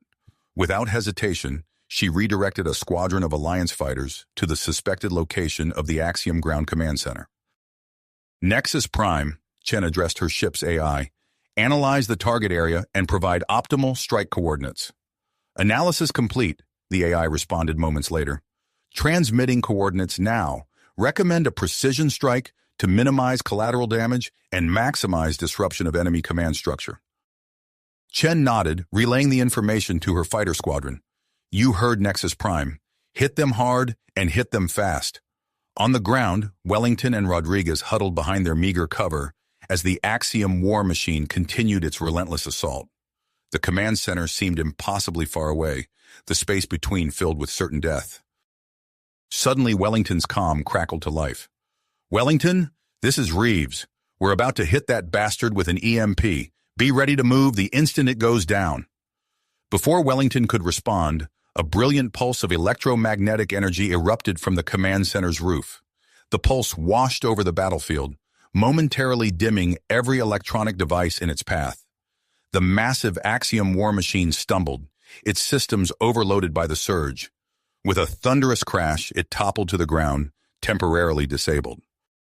"Now!" Wellington shouted, leaping from cover. "Move! Move! Move!" His team sprinted towards the command center entrance, Rodriguez using her precursor-enhanced armor's strength to clear debris from their path. They were meters from safety when a group of Axiom elites emerged from the shadows, engaging them in close-quarters combat. Wellington ducked under an energy blade, feeling its heat singe his hair as it passed. He countered with a quick burst from his weapon, downing one of the elites. Beside him, Rodriguez grappled with another, her enhanced strength matching the Axiom warrior's cybernetic augmentations. Above them, Alliance combat mechs arrived on the scene, their heavy weapons forcing the remaining Axiom elites to fall back. Wellington seized the opportunity, making a final push for the command center entrance. "Rodriguez," he called out. "The door!" The sergeant nodded, understanding immediately. She charged at the heavy, fortified doors, channeling every last ounce of power from her precursor armor. With a groaning screech of metal, the doors gave way. Wellington and his team stumbled into the command center, battered and exhausted but alive. Colonel Reeves was there to meet them, his face a mixture of relief and urgency. "The intel," Wellington gasped, handing over the secure data devices. "It's all here." Reeves nodded, immediately plugging the devices into the command center's systems. Within moments, the vital intelligence from the Axiom command hub began flowing into their tactical displays, revealing enemy vulnerabilities and strategies in real time. "This changes everything," Reeves muttered, his eyes scanning the incoming data. He turned to his communications officer. "Broadcast this to all Alliance forces, ground and orbital. The tide is about to turn."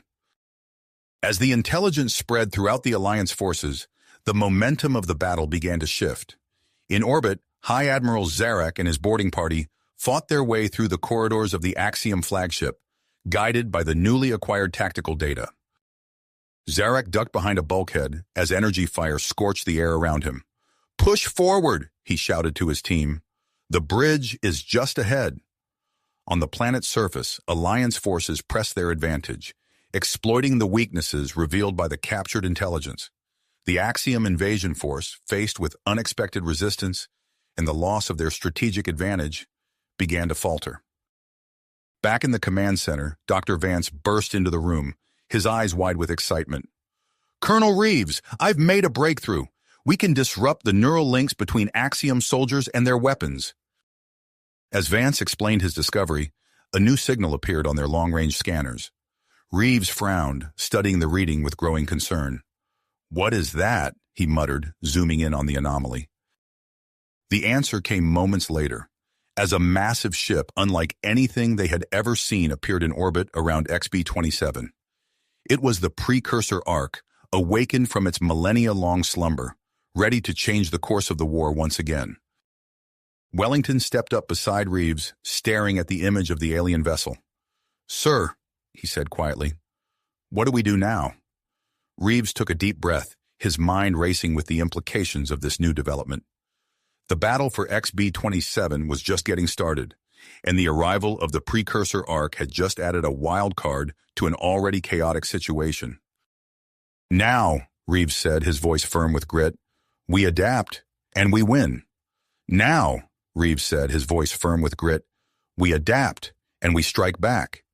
The command center erupted into a flurry of activity as Reeves barked orders, setting in motion a chain of events that would change the course of the war. Dr. Vance's breakthrough in disrupting the neural links between Axiom soldiers and their weapons became the cornerstone of their counteroffensive. Dr. Vance, I want that technology integrated into our defense grid yesterday, Reeves commanded. Wellington, Rodriguez, gear up. You're leading the ground assault. As Vance and his team worked feverishly to implement the electromagnetic disruption technology, Wellington and Rodriguez prepared for their next mission. Their precursor-enhanced armor, drained from the previous battle, was swapped out for conventional combat gear. Feels strange going back to basics, Rodriguez muttered, checking her weapon. Wellington nodded, a grim smile on his face. Sometimes the old ways are the best. Let's show these Axiom bastards what we're made of. Outside, the tide of battle had already begun to turn. The Axiom forces, their coordinated assault faltering under the onslaught of newly acquired Alliance intelligence, began a disorganized retreat. It was time to press the advantage. High above XB-27, High Admiral Zarek stood on the bridge of the captured Axiom flagship, his eyes scanning the tactical displays. Begin deep scan of all systems, he ordered. I want every scrap of intel we can get from this ship. As the scan commenced, Zarek's comm crackled to life. Admiral, we've detected multiple Axiom staging areas and supply depots in nearby systems. Transmitting coordinates now. A predatory grin spread across Zarek's face. Excellent. Relay that information to Colonel Reeves immediately. The hunt is on. Back on the surface, Lieutenant Hawkins had extracted himself from the spearhead's wreckage, his body battered, but his spirit unbroken. He limped into the command center, where Reeves immediately put him to work. Hawkins, I need you in the air, Reeves said. Take command of Interceptor Squadron Delta. The Axiom are on the run, and I want you to give them one hell of a send-off. Hawkins straightened, ignoring the pain in his ribs. Yes, sir. It'll be my pleasure. As Hawkins rushed to the hangar, Dr. Vance's voice came over the command center's speakers. Colonel, the electromagnetic disruption field is online. Planetary coverage at 100%, extending into near orbit. The effect was immediate and visible on the tactical displays. Axiom ships began to falter, their formations breaking apart as the disruptive signal played havoc with their biomechanical systems. All units, this is Colonel Reeves, he announced over the general frequency. The Axiom defenses are down. Commence full offensive operations. I repeat, commence full offensive operations. Wellington and Rodriguez led their mixed unit of human and Nasat soldiers out of the command center, moving swiftly through the war-torn landscape of XB-27. They encountered pockets of stranded Axiom troops, many of whom surrendered without resistance, their advanced weaponry rendered useless by the Alliance's electromagnetic countermeasures. Rodriguez, secure that building, Wellington ordered, pointing to a partially collapsed structure that had once been an Axiom command post. Chen's team will want to pick it clean for intel. As they moved from point to point, securing strategic locations across the planet's surface, Wellington couldn't help but marvel at the sudden shift in the battle's momentum. Just hours ago, they had been fighting for their lives. Now, they were routing the enemy with ease. In orbit, Hawkins led his squadron of interceptors in relentless pursuit of the retreating Axiom vessels. The disrupted Axiom ships, unable to mount an effective defense, fell prey to the Alliance's pinpoint strikes. "Target their engines and weapon systems," Hawkins commanded his pilots. "Don't let a single ship escape." The space around XB-27 lit up with explosions as Axiom ship after Axiom ship succumbed to the Alliance assault. Hawkins allowed himself a grim smile of satisfaction as he watched another enemy vessel erupt into a ball of flame.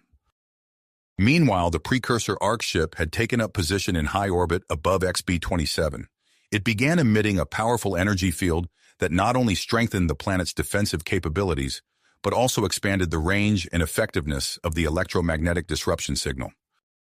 Major Sarah Chen, guided by the Nexus Prime AI, led her task force to the location of the Axiom ground command post. They breached the facility with surgical precision, securing a treasure trove of tactical data and communication protocols. "Nexus Prime, begin analysis of all recovered data," Chen ordered as her team secured the facility. "Analysis initiated, Major," the AI responded. "Preliminary results indicate a significant intelligence windfall. This data will provide a substantial advantage in predicting and countering future Axiom strategies." As the immediate threat to XB-27 subsided, Colonel Reeves called for an emergency strategy session. High Admiral Zarak, Major Chin, and other key alliance leaders gathered in the command center to formulate plans for a counteroffensive against the Axiom Empire. "Ladies and gentlemen," Reeves began, his voice grave but tinged with hope, "we've won a significant victory here today, but this is just the beginning. We now have the means to take the fight to the Axiom, to strike at the heart of their empire. It's time we discussed how we're going to do that." As the strategy session commenced, Dr. Vance entered the room, his eyes alight with excitement. "Colonel, I've just received word from the precursor Arc. They're offering to assist in reverse engineering the captured Axiom biomechanical technology. With their help, we could develop countermeasures that would revolutionize our combat systems." Reeves nodded, a spark of persistence in his eyes. "Make it happen, Doctor. We're going to need every advantage we can get."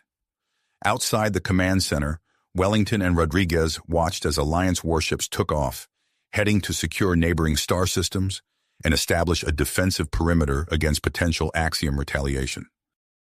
"What do you think happens now?" Rodriguez asked, her voice low. Wellington's gaze remained fixed on the departing ships. Now we take the fight to them, and we don't stop until the galaxy is free." As the Alliance forces prepared for the next phase of the war, long-range sensors detected unusual energy signatures on the fringes of the XB-27 system. The battle for XB-27 might be over, but it was clear that the war was far from finished. New challenges and opportunities loomed on the horizon, promising to reshape the balance of power in the cosmos. Galaxy. The energy signatures on the fringes of the XB-27 system demanded immediate attention, but Colonel Reeves knew they had to press their advantage. "Wellington, Rodriguez," Reeves called out as the two soldiers entered the command center. "I have a new mission for you." The soldiers snapped to attention, their eyes fixed on the holographic display showing the nearby star systems. Reeves manipulated the controls, zooming in on a planet shrouded in swirling clouds. "This is Nexus Prime," Reeves explained. "It's currently under Axiom control, but we've received intel about a growing resistance movement. Your task is to make contact with these rebels and provide them with the means to disrupt Axiom control systems." Wellington nodded, his mind already racing with tactical possibilities. "What kind of insertion are we looking at, sir?" "Stealth dropships," Reeves replied. "You'll be leading a small team of our best operatives. The planet's orbital defenses are formidable, but our new cloaking technology should get you through undetected." Rodriguez stepped forward, her expression determined. "What about support once we're on the ground?" Reeves handed her a small, innocuous-looking device. "This is Dr. Vance's latest creation. It's a compact electromagnetic disruptor. Get these into the hands of the Resistance and they'll be able to disable Axiom security systems and weaponry." As Wellington and Rodriguez prepared for their mission, the command center buzzed with activity. Reeves turned his attention to a young officer standing nearby.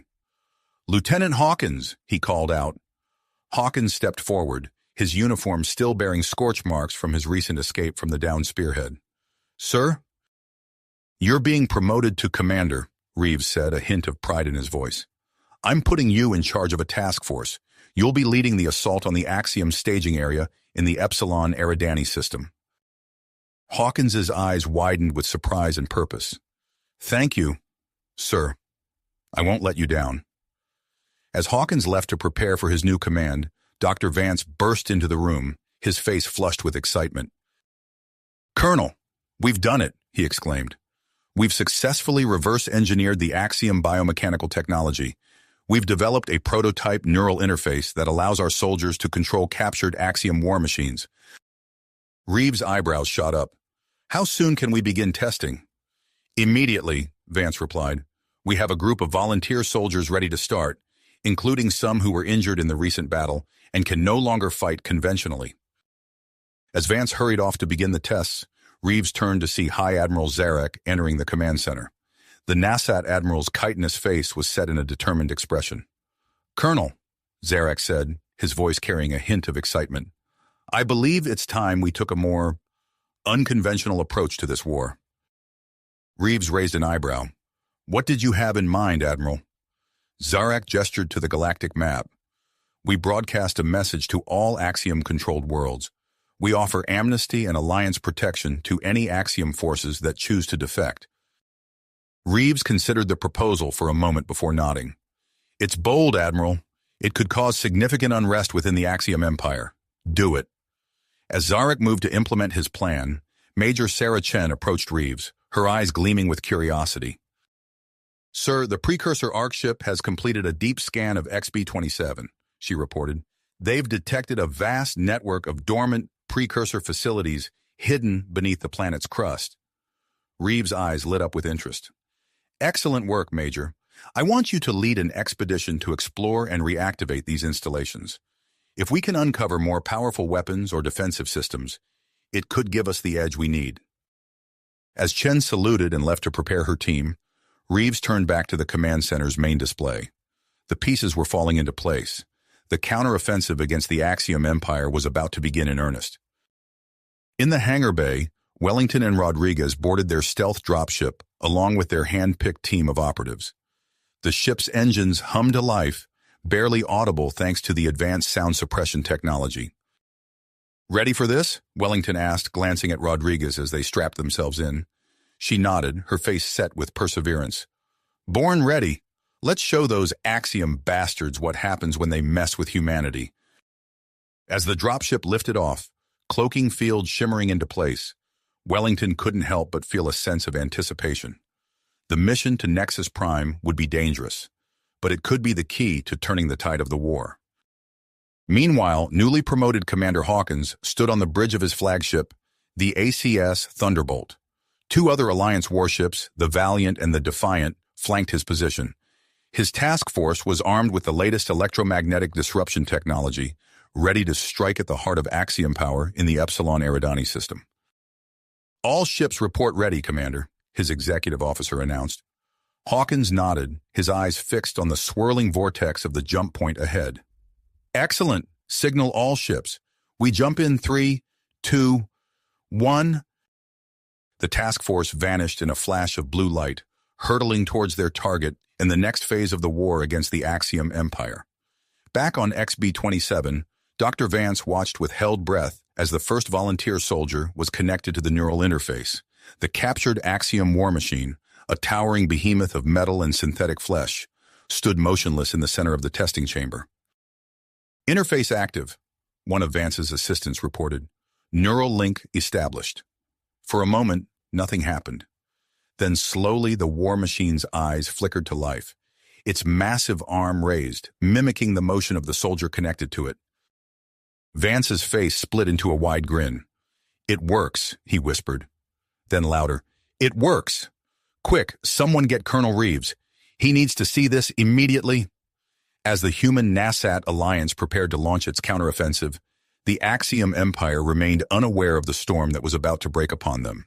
The balance of power in the galaxy was about to shift, and the next phase of the war was about to begin. New challenges and opportunities loomed on the horizon, promising to reshape the balance of power in the cosmos. Commander James Hawkins stood on the bridge of the ACS Thunderbolt, his eyes fixed on the swirling vortex of the Proxion system's jump point. The task force he led, now bolstered by defecting Axiom ships, emerged from hyperspace with a flash of blue light. "All ships, report status," Hawkins ordered, his voice steady despite the tension in the air. "Weapons and shields at full capacity, Commander," his executive officer responded. "Electromagnetic disruptors primed and ready." Hawkins nodded, his gaze shifting to the tactical display. The Axiom shipyards loomed before them, a sprawling complex of interconnected structures surrounded by a formidable defensive perimeter. "Initiate Operation Thunderclap," Hawkins commanded. "Task Group Alpha, engage the outer defense platforms. Beta and Gamma, prepare for pincer maneuver on my mark." The Alliance fleet surged forward, their ships breaking into pre-designated groups. Task Group Alpha unleashed a barrage of electromagnetic pulses, targeting the shipyard's outer defenses. The effect was immediate and devastating.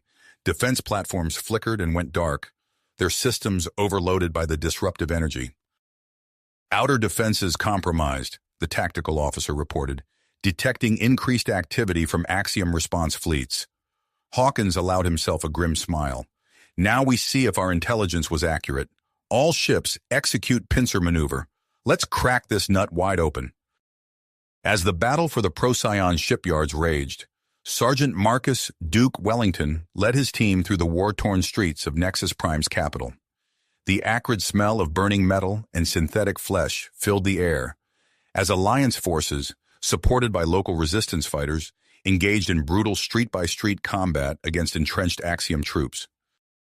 Wellington ducked behind a shattered wall as enemy fire peppered their position. He glanced at the neural interface device strapped to his forearm, its lights pulsing steadily. With a thought, he activated the captured Axiom war machine lumbering behind them. "Rodriguez, we need covering fire," Wellington shouted over the din of battle. "I'm sending the Walker to punch through their front line." Corporal Elena Rodriguez nodded, her face streaked with grime and sweat. She signaled to a group of resistance fighters, who immediately laid down suppressing fire. Wellington focused his thoughts, guiding the massive war machine forward. Its arms, equipped with powerful energy weapons, began to glow with building power. With a thunderous roar, the Walker unleashed a devastating barrage against the Axiom fortifications. Concrete and metal erupted in a shower of debris as the Axiom defenses crumbled under the assault. Wellington seized the opportunity, gesturing to his team. "Move up! We've got to push them back before they can regroup."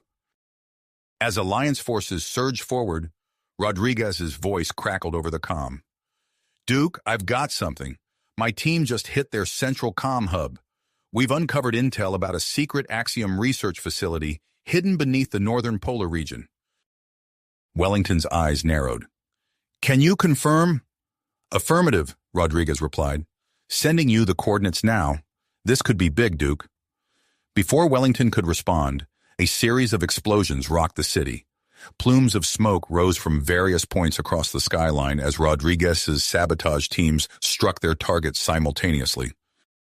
"That's our cue," Wellington said, a hint of admiration in his voice.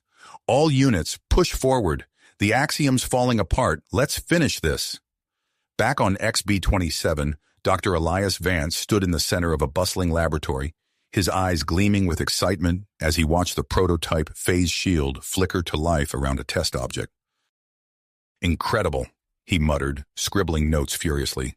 "The integration of precursor and Axiom technologies is yielding results beyond our wildest expectations." Colonel Victor Reeves entered the lab, his expression a mix of curiosity and urgency. "Doctor, I hope you have good news for me. We need every advantage we can get." Vance turned, barely able to contain his enthusiasm. "Colonel, what you're seeing is nothing short of revolutionary. This phase shield can temporarily shift matter out of normal space-time. In theory, it could render our ships and ground forces invulnerable to Axiom weapons." Reeves's eyebrows shot up. "In theory? We've only tested it on small objects so far," Vance admitted. "But the principles are sound. With your authorization, we can begin field testing immediately." Reeves nodded, his mind already racing with the tactical possibilities. Do it. And Doctor, I want you to work with Major Chen's team. They've uncovered something in the precursor facilities that could change everything. As if on cue, Major Sarah Chen burst into the lab, her eyes wide with excitement. Colonel, Doctor, you need to see this, she said, activating a holographic display. The image showed a vast network of interconnected points spread across the galaxy. Chen pointed to several blinking nodes. These are long-dormant wormhole gates, sir. If we can reactivate them, we could revolutionize our logistics and strategy. Reeves studied the display intently. This could be the key to ending this war decisively. Major, I want you to continue your expedition. Find out everything you can about these gates. As Chen nodded and hurried off, Reeves turned back to Vance. Doctor, I need you to split your team. Continue work on the phase shield, but I also want you to look into something else. We've received reports of Axiom citizens rebelling on Helios 4. Our disruption technology seems to be having unexpected effects on their biomechanical infrastructure. Vance's eyes lit up with understanding. You want us to find a way to exploit this on a larger scale? Reeves nodded. Exactly. If we can turn the Axiom's own technology against them, we might be able to end this war without further bloodshed. As Reeves left the lab, his comm unit crackled to life. Colonel, High Admiral Zarek's voice came through. I have crucial information regarding the Axiom command structure. We need to discuss our next move immediately. Reeves quickened his pace, heading for the command center. The pieces were falling into place, and the final push against the Axiom Empire was about to begin. But as he walked, a nagging thought persisted in the back of his mind. With so many rapid developments, he couldn't shake the feeling that they might be overlooking something vital, something that could tip the scales in ways they couldn't yet imagine. Imagine. As Reeves entered the command center, he found High Admiral Zarek waiting for him, a holographic display of Axiom Prime hovering between them. Colonel, Zarek began, his voice low and urgent. Our intelligence network has confirmed that the Axiom High Council has convened for an emergency session. They're scrambling to address the mounting losses and rebellion within their territory. Reeves' eyes narrowed as he studied the holographic image. This is the opportunity we've been waiting for. It's time to initiate Operation Guillotine. Zarek nodded, his expression grim. Agreed, but there's more. We've detected a massive energy buildup in the Axiom Prime system. Our analysts believe it could be a doomsday weapon capable of destroying entire star systems. Reeves' expression resolute. Then we have no time to waste. Contact Commander Hawkins immediately. His task force will lead the vanguard of our assault on Axiom Prime. As Zarek moved to relay the orders, Reeves turned to the communications officer. Get me Wellington on Nexus Prime. We need to accelerate our timetable across all fronts. Moments later, Sergeant Marcus Duke Wellington's face appeared on the main screen, his features etched with exhaustion but triumph. Colonel, Wellington reported, Nexus Prime's capital has been secured. Axiom forces are surrendering en masse. Excellent work, Sergeant, Reeves replied, but I need you to shift your focus immediately. That research facility Rodriguez uncovered in the northern polar region, I want you to lead a joint team of our special forces and local resistance fighters to secure it. There's no telling what we might find down there. Wellington nodded, his expression hardening with new hope. Understood, sir. We'll begin the descent immediately. As the communication ended, Reeves turned his attention back to the holographic display of Axiom Prime. It's time to end this war, he muttered. In the Sirius system, the ANS Defiant cruised through the inky void of space, its crew on high alert. Captain Lyra Chen stood on the bridge, her eyes fixed on the long-range sensors. Axiom Patrol detected, her tactical officer announced. 3 destroyers on an intercept course. Chen's lips curled into a tight smile. Perfect. Let's give Dr. Vance's new toy a proper field test. Bring the phase shield online. As the Axiom destroyers opened fire, the Defiant shimmered and vanished, the enemy's energy weapons passing harmlessly through the space it had occupied. For 30 seconds, the Alliance cruiser existed out of normal space-time, completely invulnerable to attack. When the Defiant phased back into normal space, Chen wasted no time. All batteries, open fire! The Defiant's weapons blazed to life, catching the Axiom ships off guard. Within minutes, the patrol lay in ruins, reduced to drifting debris. Chen tapped her comm unit. Defiant to XB-27 command. Phase shield test successful, requesting immediate production and deployment across the fleet. On XB-27, Major Sarah Chen led her team deeper into the subterranean precursor facility. The air grew thick with ancient dust as they pushed further than any previous expedition. "Major," one of her scientists called out, "I'm detecting a massive power signature ahead." Chen quickened her pace, her heart pounding with anticipation. As they entered a vast chamber, a pulsing energy core dominated the center, surrounded by intricate machinery. "It's some kind of artificial intelligence core," Chen breathed, her eyes wide with wonder. With careful precision, the team began the activation sequence. The chamber hummed to life, and a holographic figure materialized before them. "I am the Sentinel," the AI announced, its voice echoing through the chamber. "I was created by the precursors to monitor and maintain the wormhole network. How may I assist you?" Chen stepped forward, her mind racing with the possibilities. "Sentinel, we need your help to end a war and save countless lives. Will you aid us?" The AI's expression remained impassive, but its next word sent a surge of hope through Chen's team. "I will assist. The wormhole network is at your disposal." As the Alliance prepared for its final push, Commander James Hawkins stood on the bridge of his flagship, the ACS Thunderbolt. His task force, augmented with captured Axiom superweapon prototypes, prepared to make the jump to Axiom Prime. "All ships report ready, Commander," his executive officer announced. Hawkins nodded, his eyes fixed on the swirling vortex of the precursor wormhole ahead. "Excellent. Signal all ships. We jump in 3, 2, 1. The task force vanished in a flash of blue light, hurtling towards the heart of the Axiom Empire and the final battle that would determine the fate of the stars. As they emerged on the outskirts of the Axiom Prime system, Hawkins's tactical display lit up with enemy contacts. The Axiom home defense fleet loomed before them, a vast armada of biomechanical warships. "All ships, battle formation Delta," Hawkins ordered, his voice steady despite the odds. "Prepare to deploy the superweapon prototypes on my mark." The human NASAT fleet surged forward, weapons blazing. The captured Axiom superweapons roared to life, unleashing devastation upon the enemy's orbital platforms. The battle for Axiom Prime had begun, and with it, the final chapter of the war. Back on XB-27, Colonel Reeves received an urgent communication from the Sentinel AI. The Axiom Doomsday Weapon, the AI's holographic form explained, is a corrupted version of precursor technology. It is designed to create a cascading failure in the fabric of space-time.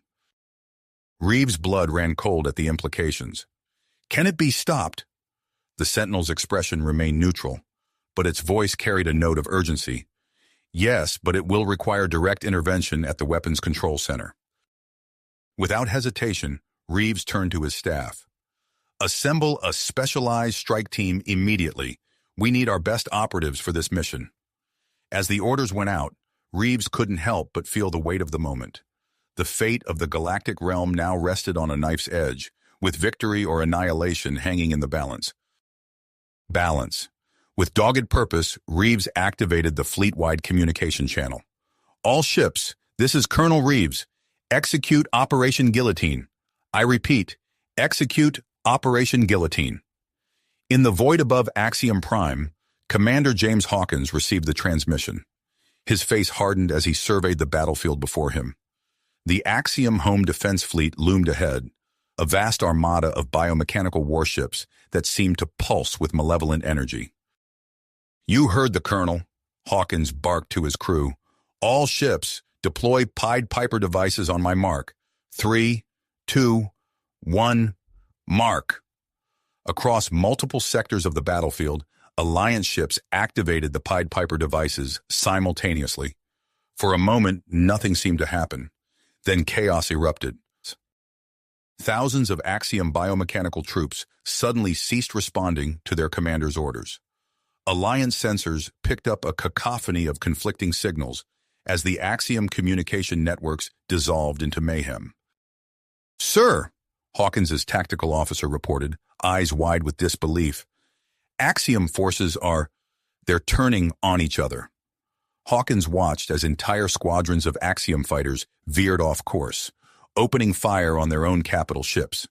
Axiom cruisers, their crews no longer in control, collided with each other in spectacular explosions that lit up the battlefield. Press the advantage, Hawkins ordered. All ships, form up on me. We're punching through their lines. The human NASAT fleet surged forward, weapons blazing. With their phase shield technology active, Alliance ships ghosted through Axiom energy beams and plasma torpedoes unscathed. The captured Axiom superweapons roared to life, unleashing devastation upon the enemy's orbital platforms. As the space battle raged, Alliance ground forces began their planetfall on Axiom Prime. Drop pods rained down on the planet's surface, carrying elite strike teams ready to secure key strategic locations. Meanwhile, deep within the planet's heavily fortified core, Major Sarah Chen led her specialized strike team through the labyrinthine corridors of the Doomsday Weapon Control Center. Electromagnetic disruptors hummed in their hands, temporarily shorting out Axiom security systems as they advanced. Team 2 status report, Chen whispered into her comm unit. We've secured the eastern approach, Major, came the reply. Heavy resistance, but nothing we can't handle. Chen nodded, gesturing for her team to move forward. As they rounded a corner, they came face to face with a squad of Axiom guards. Both sides reacted instantly, energy weapons flaring to life. Chen's team took cover behind the biomechanical growth that lined the corridor walls, the air filled with the acrid smell of ozone as energy beams crisscrossed the hallway.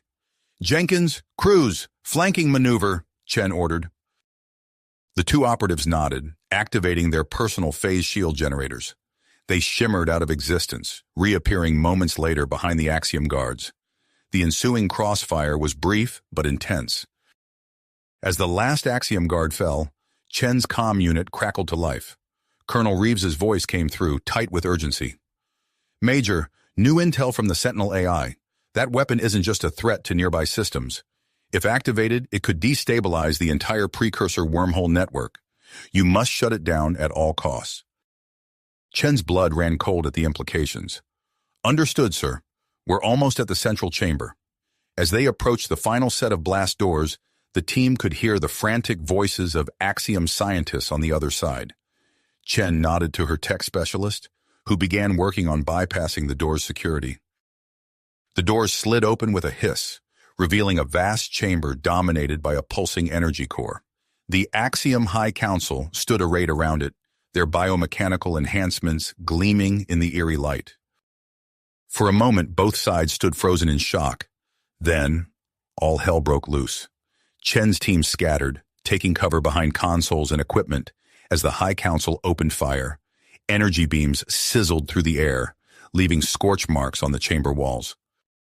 Gonzalez, get to that control panel, Chen shouted over the din of battle.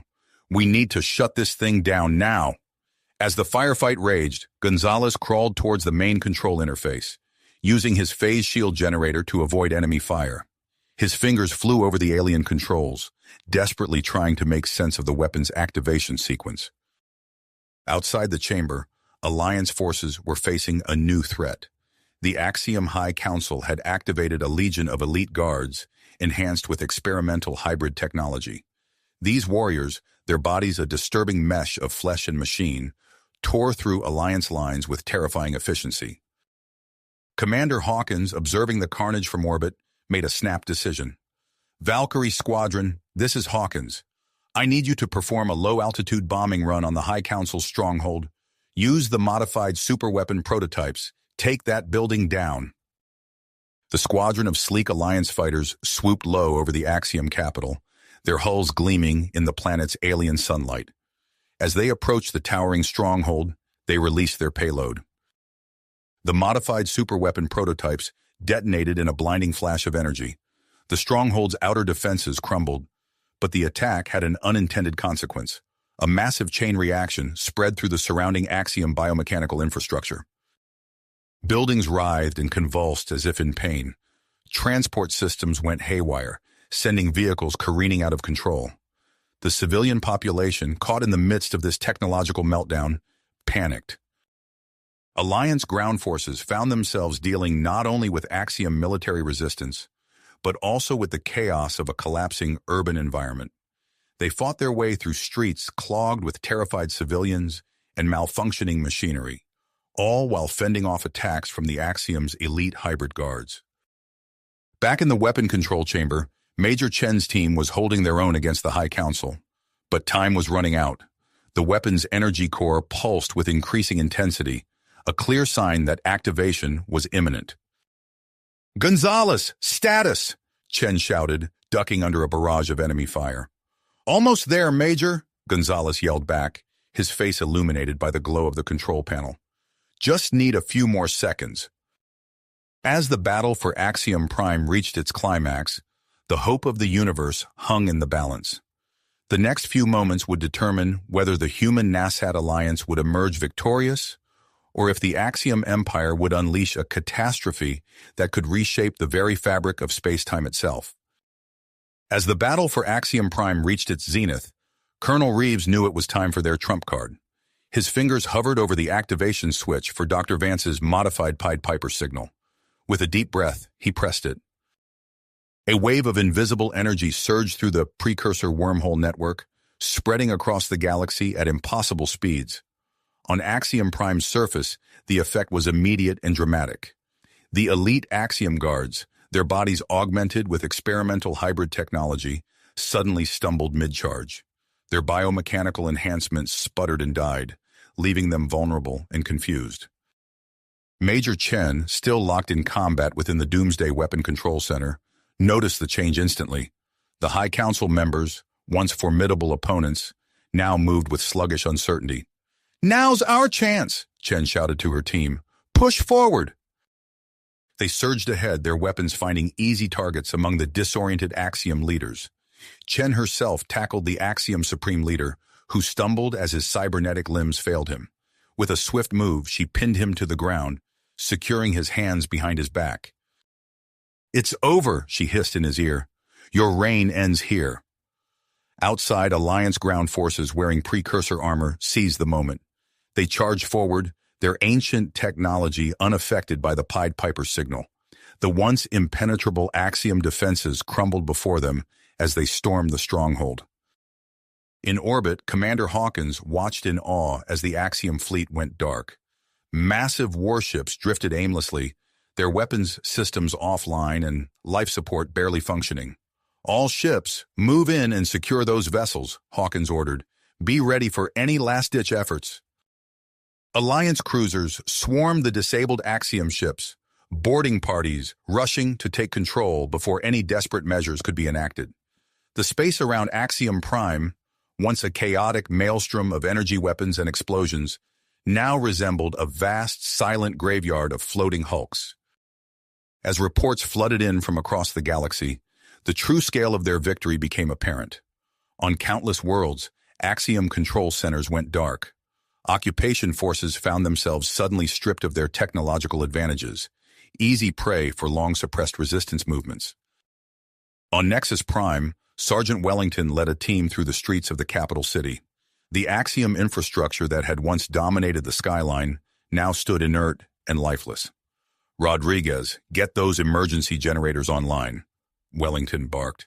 "We need to restore power to the medical centers first." Corporal Rodriguez nodded, already coordinating with local resistance members.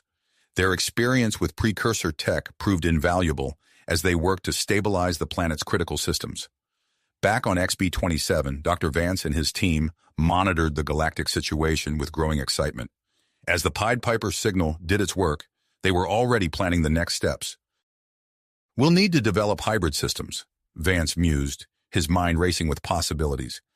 "Integrate the salvageable Axiom tech with precursor artifacts. It's the fastest way to rebuild." As the dust settled on Axiom Prime, Colonel Reeves's shuttle touched down near the High Council's stronghold. He strode purposefully through the corridors, flanked by an honor guard of soldiers in precursor armor. In the central chamber, he found Major Chen standing guard over the captured Axiom leadership.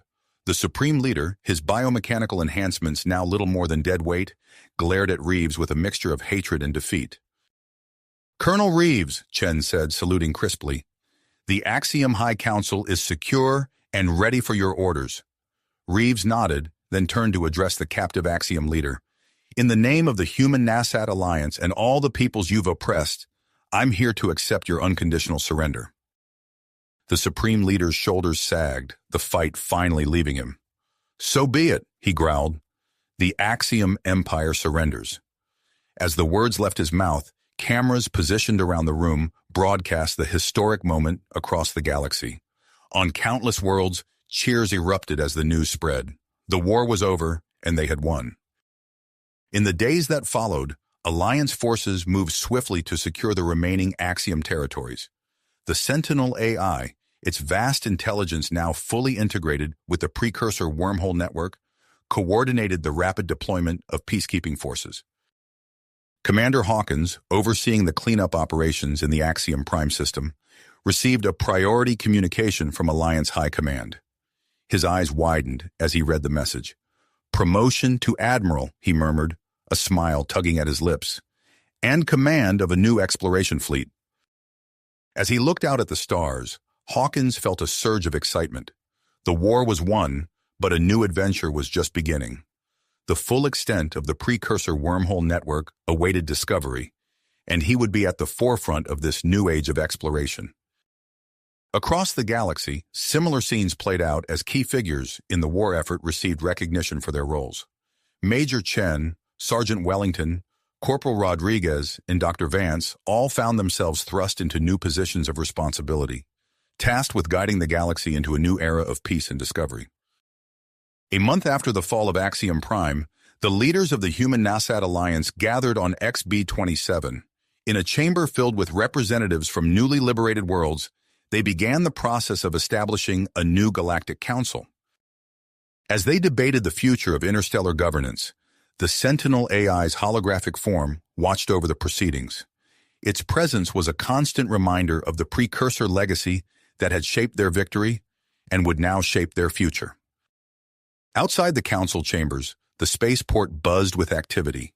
Ships from dozens of worlds came and went through the massive precursor wormhole gate, a testament to the new era of cooperation and exploration that was dawning. In a newly constructed museum nearby, a group of young cadets from various species gathered around a familiar exhibit.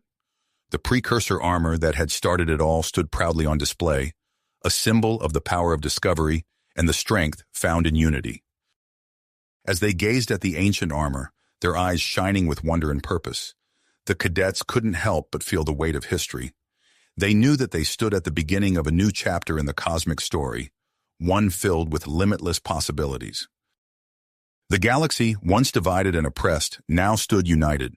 With the Axiom threat neutralized, hybrid technology stabilized, and the precursor wormhole network reactivated, the united species looked to the stars with renewed hope and excitement. As the cadets turned away from the exhibit, ready to start their own journeys, they knew that the greatest adventures still lay ahead. The next chapter of their shared cosmic story was waiting to be written, and they were eager to pick up the pen. You have reached the end of the story. If you enjoyed this story and want to support us, please leave a like and subscribe to our channel, and for every comment that says 88, I will heart every single one of them. Thank you for your time.